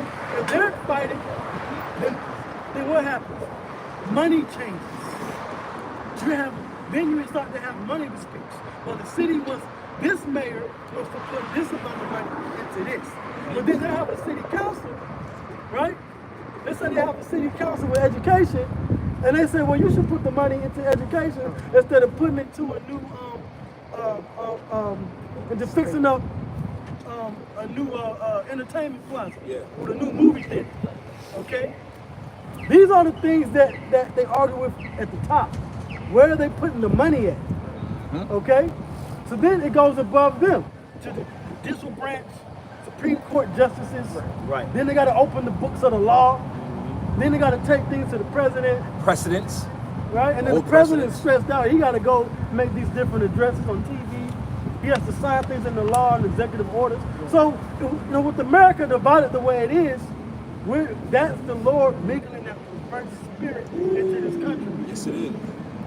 Because not only is it just a perverse spirit, it's an adversarial perverse spirit. Yeah. Okay? And if they, you gotta think if they divided against themselves, they divided against the world. Yeah. How the hell the world is gonna have your back and you don't even got your own back? That's why the Lord told us, gather yourselves, gather all nation, not desire. Okay? See, the unification of Yahweh Hashem Al-Shai is flowing through the members of the elect. So that way, the only way another nation is really gonna respect you is if they see unification. That's what made America so fucking strong. Because back in the day, bro, there wasn't no divide in America. They was like, oh my God, bro. 1955 Americans, we wasn't respect to America. Bro, you couldn't even come from Europe. You couldn't come from no other country. You could come from another country and go to the north. You couldn't talk shit about the south. You couldn't talk shit about the west coast, you know, the Edomites on the west coast. No, they had each other back. They might have been infighting, but at the end of the day, when it came down to America, they had each other back. The fiber and the fabric of America's unity is a wrap. That's why the scripture says what? If Satan be divided against himself, it cannot stand. But on the higher level, Satan is divided not only amongst the peons, okay, but they're also divided amongst the allegiance that we just read through. That's right. You know, the 10 horns. You saw a lot of America's division with Vietnam. Right. That's, you know, all the hippie movement and stuff. They Right. yeah. That was the major division. The power that did step in to oppose America was the Soviet Union, Russia, the Cold War, right? Which was what? After World War II, you had the different German scientists and things one went to the west, you know, in England and London. South America. You know, South America, and they went to in the Russia, Eastern and Western conferences. Yep. What was that? The Manhattan Project? Operation Paperclip. Operation Paperclip. Yeah, Operation Paperclip. Okay, and that was the beginning of America being a superpower, but it was also at the same time heavy as the head that wears the crown. Yeah. Yep. Obadiah 1 was whooping y'all ass by that point. Yeah, the beginning of Obadiah 1. Like arrogancy, deceiving. Gamal, NASA, right? He was speaking against the small hats. And what did he say? He said that you left off black and you came back white. Okay? Now they say he didn't say that. Yeah, they said it. Right? Of course, snot be Of lying. course they're going to back that down. Yeah, right. You know what I'm saying? But regardless, the thing is, the people that's in that land today, as soon as they got in that land, they were being opposed. As soon as America became a superpower, it was being opposed. Mm-hmm. Okay? And we're seeing the fallout of that over the last 5 or 6 decades. We're seeing it come to a head now. Obadiah 1. Matthew 12:25. And Yahushua knew their thoughts and said unto them, every kingdom divided against itself is brought to desolation. And it's even going to lead to a point to where the EU is going to strike America. Okay? Because they said the 10 kings, they're kings. But they're divided against itself. They're divided against the horde that's sitting on the beach. They're going to turn and shoot fire on them. They're gonna send the UN troops. Yep. And when I can't wait for them UN troops to land on the parachute. Just come in, you know, in the middle of the night off the seashore. You know, and on the full moon you see them parachutes. But once they unclip them parachutes, they progress inland. They swing that M4 around their waist back to the front. Oh my God. As soon as they swing that strap over. Yeah. Trojan horse, man. That's gonna be a Trojan horse. All these things, you gotta remember what's happening right now. They're not covering this. I mean, there's a lot of refugees seeking asylum coming to America that's coming. It ain't gonna be nothing but a Trojan horse attack too. But you can't just bring UN troops with a big UN walking around. They here already, but they in hotels. They here. They in Clarkston. Right. No real shit. Right. But the old America wouldn't allow that. Yeah. You be an immigrant coming over here, of course. Oh, you're gonna get questions. You're gonna get everybody coming out the neighborhood. Ain't no cable. So the entertainment is finding that immigrant standing 80 deep outside his house. Get him out of there. But that was when they was together, Democrat or Republican. That was when America was together. But because Americans are so divided in the blue, we gotta welcome everybody in. Yeah, It's a perfect time for a Trojan horse. Yep. You remember the movie Troy? Yeah. You remember in the movie Troy? They accepted the fucking gift. Yeah. They accepted the gift. And what was inside the Trojan horse? Killers. Killers. Go ahead, Kai. This is Ezekiel chapter 38 and 11. It says, "And thou shalt say, I will go up to the land of unwalled villages." Yeah, that's America. Right. And you can equate also Israel. Okay? The unwalled villages, man. All right? Meaning they don't necessarily have a barricade to stop any foreign attack. So really, technically speaking, it's easy to invade America. It's open season. Trump say you can build a dome, you know what I'm saying? Right, yeah. Well, she just talking. That's rich people talking. He just talking like a rich man. He know good and goddamn well he can't build no dome. Yeah, he just want a contract. Right. Yeah, he just had so much money all his life, he just talking rich shit. But this is the land of the unwalled villages, America. That's why there's going to be so many different attacks that's going to happen. It's not just going to be one way you can do this. You can do grid, you can do food.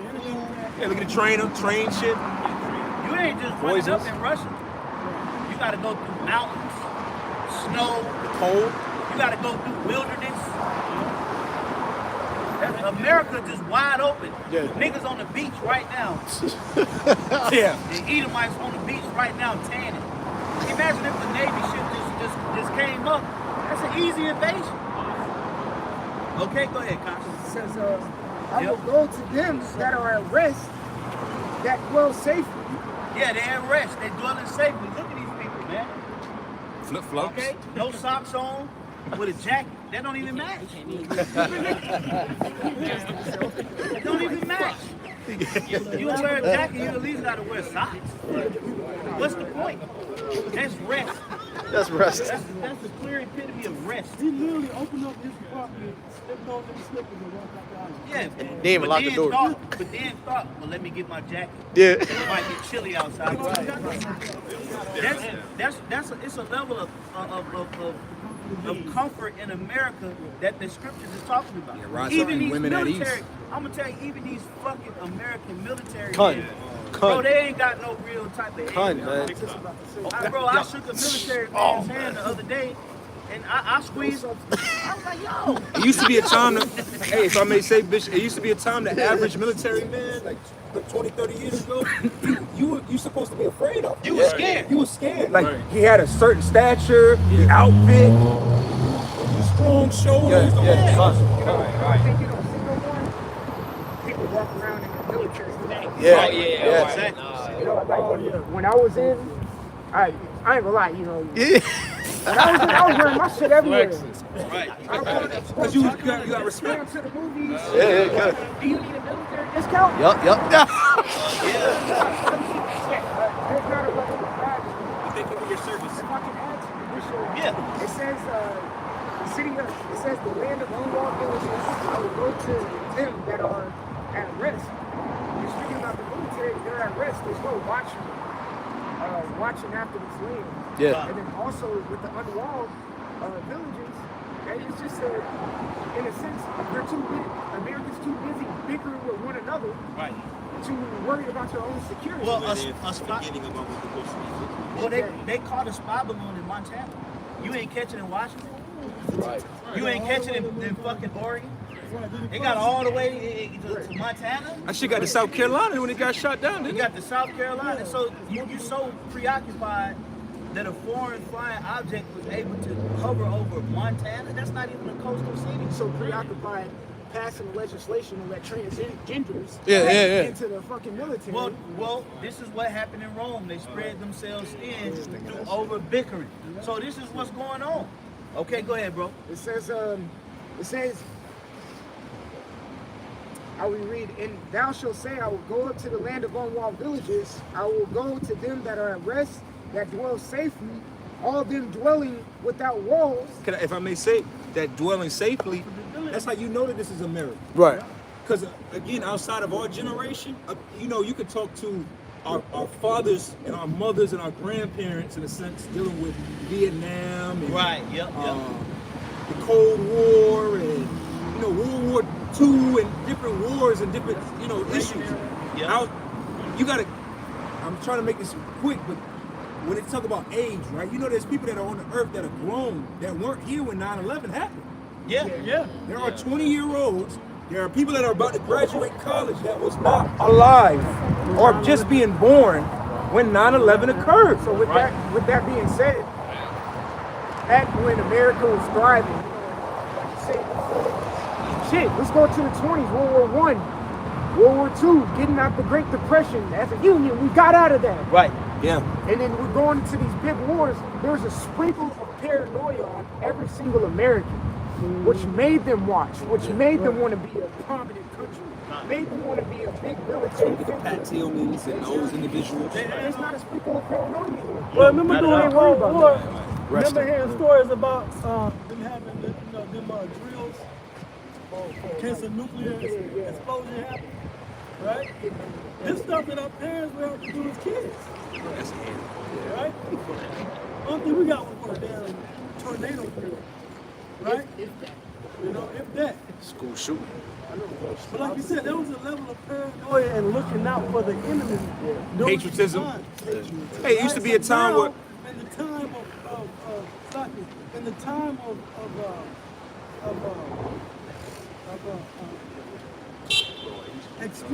extreme level of American surveillance, looking out for terrorists abroad and domestic.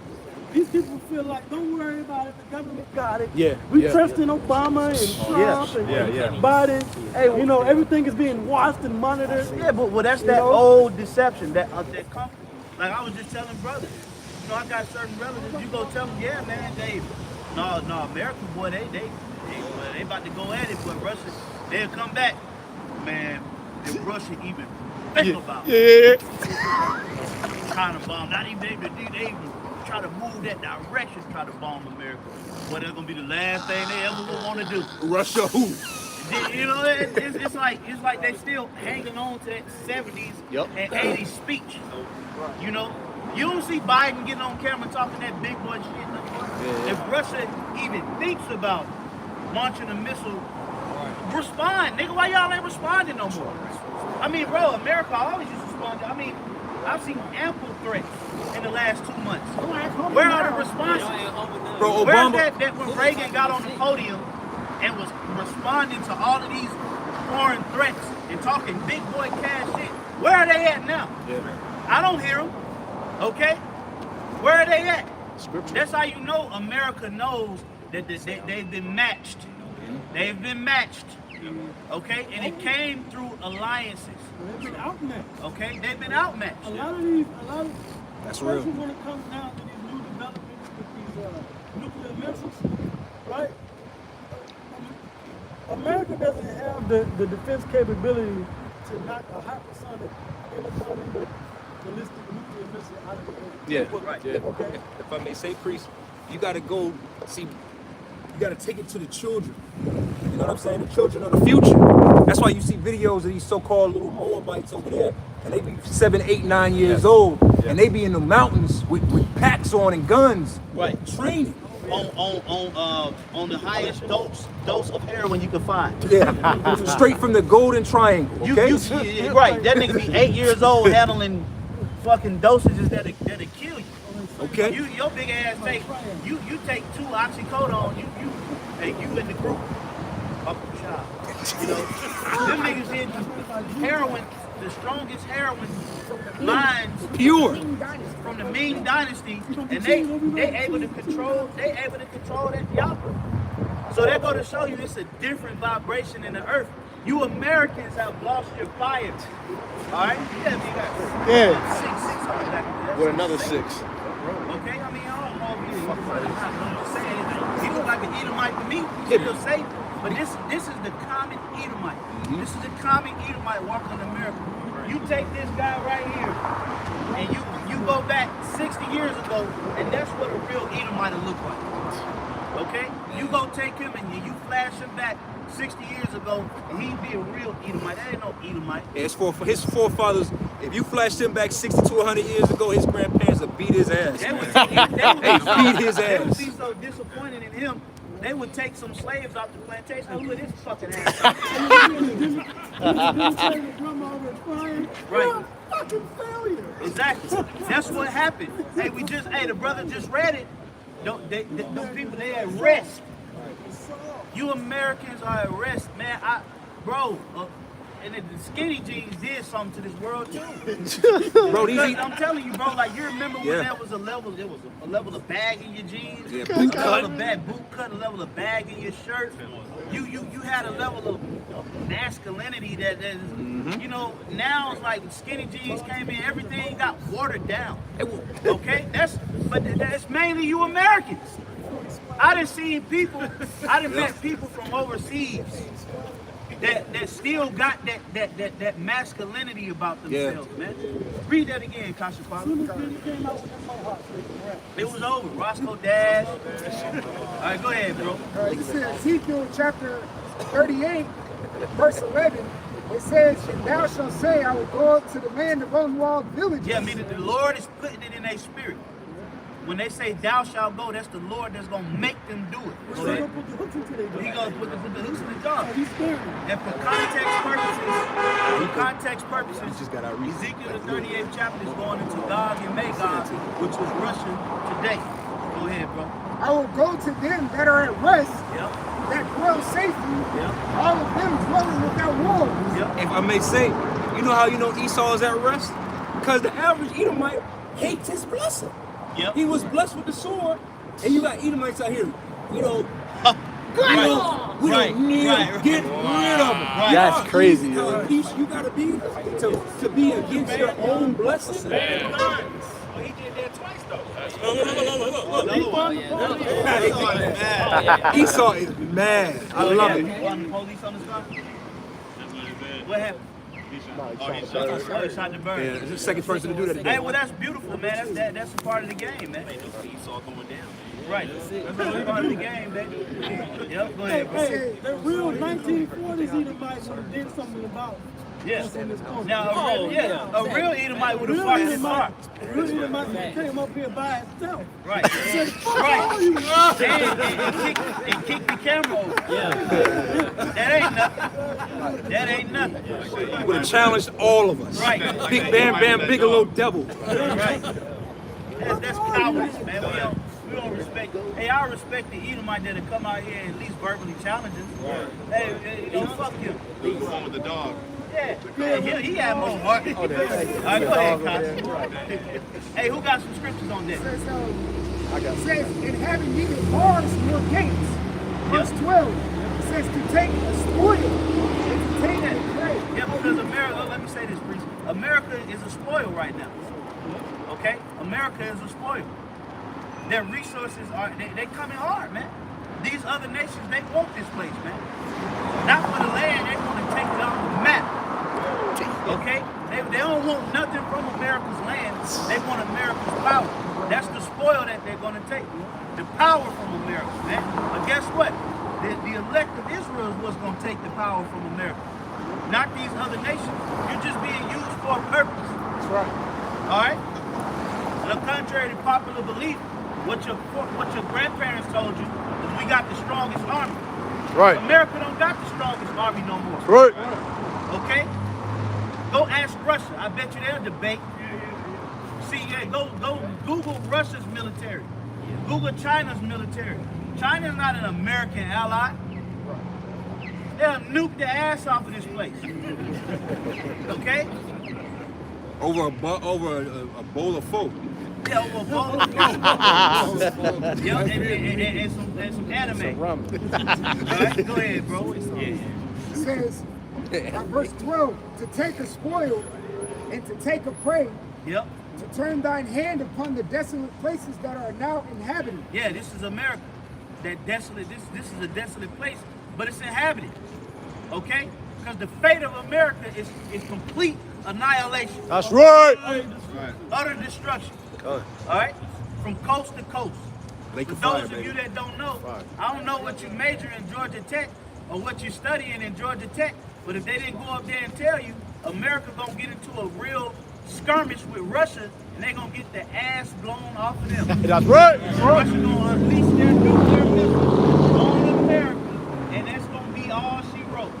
For all of the iniquities, all of the injustices, all of the debauchery that they pushed on the world, the Lord is gonna set the Russians up to send nuclear missiles on America from Maine to Spain, from Maine to goddamn California, from Washington to Florida. From Seattle to Key West. Missiles are going to rain on America, and if you are standing 10 toes on the soil, you're going to die. Right. That's in the Bible. Right. Go read Ezekiel 38. Go read Revelation 18. It's in the Bible. That is the fate of America. That's right. Nuclear is fire. That's right. Hey, you heard what the brother just said. There's real shit. What? That's right. Okay, so hey, well, hey, bro, listen to what we gotta say. Hey, listen to what we gotta say. Go ahead, bro. This is Revelation chapter 18, verse 10. It says, standing afar off, the fear of her torment, saying, alas, alas, that great city Babylon, that mighty city, for in 1 hour is thy judgment come. Damn. 1 hour. 1 hour, America is going to be wiped out because Russia is going to get into a war with America, and they're going to unleash everything that they got. That's why it's all over the news. People are so oblivious, give me 1 second, okay? People are so oblivious to global schematics that they're worried about a TikTok dance. They're worried about what's going viral when you have an enemy over on the other side of the world that's planning to invade you, take away your civil liberties, and destroy your land. That's right. It's all said in the Bible. Okay? Go ahead, bro. This is Zephaniah chapter 1 and 18. It says, neither their silver nor their gold shall be able to deliver them in the day of the Lord's wrath. Yeah, it don't matter. Go ahead, bro. I don't want to say no money. You gotta think about it. What are they doing with the U.S. dollar now? You know, it's going down. Why? It's worthless. Because all these countries that hold, all these countries that hold America, the different assets, right? They're selling them off. What's your aspiration? Japan's doing, right? He asking those questions. Think about the person that we're talking about Russia right now. Oh, we're aspiring for the kingdom of heaven. And guess what? Hey, look, the aspiration is for the Lord's kingdom to come on the planet Earth. The hell with America. Right? Why should America, and look, why should America continue to rule the world in wickedness? Just spread awareness. Hey, give me a ride. Gather yourselves, nation not your God. Yeah, that's not.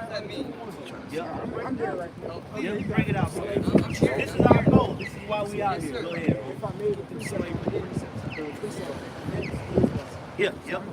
flow into it. Okay. Zephaniah 1:18, it says, neither their silver nor their gold shall be able to deliver them in the day of the Lord's wrath, but the whole land shall be devoured by the fire of his jealousy. Now, let me say this. It says the whole land. This notion is continuously repeated throughout the Bible, that the whole land is going to be laid waste. If you are an American citizen, you should really be in fear. Yeah. What's your name? This is really irrelevant. The message is the important part. Okay? You should be in fear. Not only you, everybody that's in America. We in fear. Right. That's why you think man. we standing out here warning That's not the way to live okay? life. I feel like you should have lived. Y'all know why. Go ahead, bro. For he shall make even a speedy riddance of all them that dwell in the land. I mean, do y'all really hear what this is saying? A speedy riddance. We just read in 1 hour. Fear is the beginning of A knowledge. speedy riddance, brother. Listen to what I'm saying. As long as it took America to get to this point, the Lord is going to take this place out in 1 hour. Do you know how much judgment is encapsulated in that 1 hour? That's a lot of judgment. That's a lot of destruction. But you got to think about the creation and the inception of America. How did America get to where it's the greatest country on earth? They said that during the transatlantic slave trade, the so-called white people, they got over $240 million prepaid. We can't even get a $2,000 loan from the bank. That in itself Should that not be paid for? Us as so-called Negroes and Hispanics, we haven't got a formal apology from the American government. Not one single American president took the podium and said, you know what? Even though I didn't do it, we apologize to all blacks and Hispanics and Native Americans for what our forefathers did. We ain't even allowed that much respect. Yeah. So therefore, the way we're going to get our respect is when the Lord put the spirit on Russia to nuke America for what it's done. That's right. Pride of this place have deceived them. I got one for you. I got one for you. Well, the people that run this place ain't trying to make a change. So basically, the lower level. You better hope you Israelite. We're gonna get to you, brother. Hold on, I got something. Yeah, get Zephaniah 2 real quick, then get that. Zephaniah 2:1, it says, you asked us why we out here. Go ahead, bro. It says, gather yourselves together. Yeah, gather together. O nation not desired. That's why we out here, to gather the elect of our people, the Israelites, the real Israelites. For all you people on the camera that's calling those people over in the land of Israel the real Jews, no, the so-called Negroes, Hispanics, and Native Americans are the real descendants of the Hebrew Israelites that y'all took into slavery and that y'all destroyed. We're going to reclaim our nationalities, and we're going to come back into the earth and reclaim the throne of Judah. That's what's ready to happen. Okay? This ain't about to happen to us with no type of retribution. The world is going to respect us. Right. Okay? We've been unrightfully disrespected by everybody in the world. And we're some of the most peaceful people you can ever meet. Okay? We're some of the most peaceful people you can meet. But we've been destroyed. We've been lynched. We've been neutered. We've been duped and tricked. We've been poisoned. We've been ostracized. We've been disenfranchised. Everything you could think of. We're treated like animals in this world, man. Even right now, people listening to me speak, they're trying to formulate why they don't like what I'm saying. When you got a government out here that's stealing your money. But it's about us. Okay? What about the people in Ohio? Yeah, what about Ohio? Should you not be more mad at what's happening in Ohio with the train derailment and some black boy on the corner speaking? Y'all want to bully everybody, but y'all don't want to deal with the real big dogs. They're the ones that's overtaxing you. I don't have no power over your money, but then if I'm crossing the street, that's enough anger to kill me, to want to shoot me. Y'all have a good one, man. That's why the Lord is going to bring that type of destruction. Got you. Hey, blessings to you, brother. Blessings to you. You said you heard it, right? Blessings to you. Where your people from? Got you. Where your people from? Your father's Cuban and Italian. Your father? Your father's Italian? Hey, that's brothers and Jake. That's it? Hey, well, as long as you heard, man, made the word stick with you. Go Got you. You right here. All right, we'll be right here. Yeah, well, I knew he was a Jake. Bro, we in the time of the mystery of the Gentiles, man. Because he felt it. He felt it. So he went through something in his past. He about to get emotional. He went through something in his past. Hey, blessings to you, brother. Yeah, it's all good. Hey, we all hurt, but suck it up. Hey, bless Keep you. living life. There you Foolish, go, man. man. All right? Yes, sir. Hey, why do you have about your mouth shot? Hey, the Lord, hey, what the scripture say? On fall planets?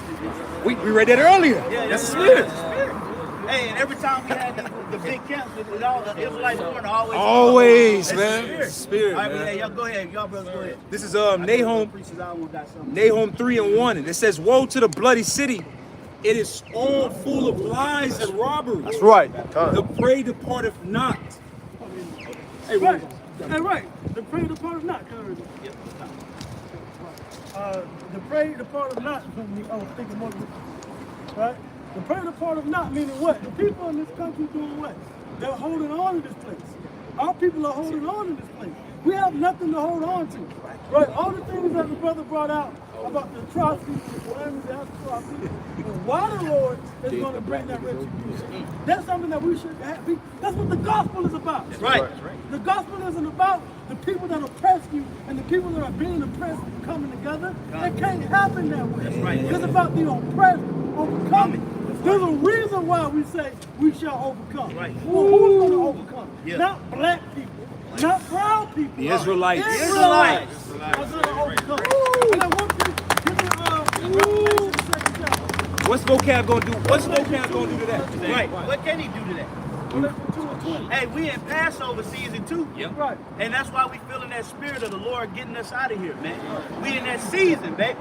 This is Revelation chapter 2, verse 20. It says, "Notwithstanding, I have a few things." But give me where it says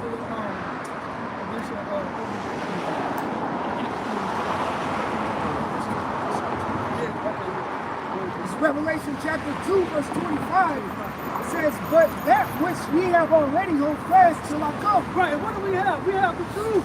We have the understanding. We know why we're in this predicament. We know what's going to happen to our oppressors.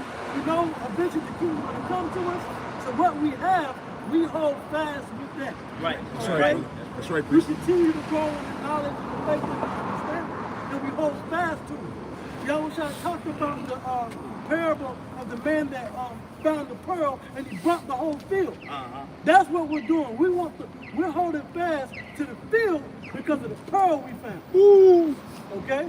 Go ahead. It says, verse 26, "And he that overcometh and keepeth my works unto the end." So how are we going to overcome? We overcome because we hold fast to this knowledge and we keep the works until the end. That's right. Not those that look back, not those that are scoffing, not those that think they're going to live their life and they can enjoy their family and it's still going to be the limit. No, it's about having the works coupled with your faith and you're holding fast and endurance. All these ingredients have to mix together to make that perfect man that the Yahweh wants. Bring it out. Go ahead. It says, "To him will I give power over the nations." And then we're going to get the power over the nations that is promised to us. Come. Okay? Yeah, we shall overcome. All right? We're going to overcome. And we're going to get that power too. Go ahead. Verse 27, "And he shall rule them with the rod of iron." And we're going to rule the world with the rod of iron in righteousness. Right? America is wicked as hell. Cut. All right? We talked about the beast. We talked about NATO, the EU, right? We talked about Germany and Rome and Italy and different countries, right? They rule the world in wickedness to this day. The money, right? It's all fiat currency, okay? But when the Israelites are back in power, all right, when they get the power, which is us, what's going to happen? We're going to rule the nation with a rod of iron, okay? Meaning the Lord's word is going to be stamped in the earth. Just read Isaiah the 2nd chapter. Right. Go ahead. It says, "As the vessels of a potter shall they be broken to shivers." Yeah, so we were talking about how that spirit that America had in locking this place down and keeping the blacks down and keeping us in a certain particular state that America had, that energy's transferred back to us. America don't have that same spirit and energy. These white people are envious of us. So right. So now that spirit breaking people down and putting people in their place, putting the boys in their place. What these so-called white people, these Edomites, they're the boys, and they're gonna be put in the place, right? They're the ones that are gonna be broken in the shivers in the kingdom, as the scripture just said. Go ahead. It says, even as I received from my Father. Even as Yahushua, Right. which is what even calls Jesus Christ, Yahushua received it of his Father, right? We're And joint we're heirs. going to receive it. We're joint heirs. Because we're joint heirs along with Yahushua. Right. So whatever the Lord gets, that's what the elect of Israel is going to get. Okay? Right? All right, good. So with that, look for the edifying camp. We're going to give our praises, our glory, our honors unto Yahweh, Ba'Hashem, Yahweh Shai, Ba'Hashem, Chakadash. Double honors to the apostles, now to the bishops. Won't.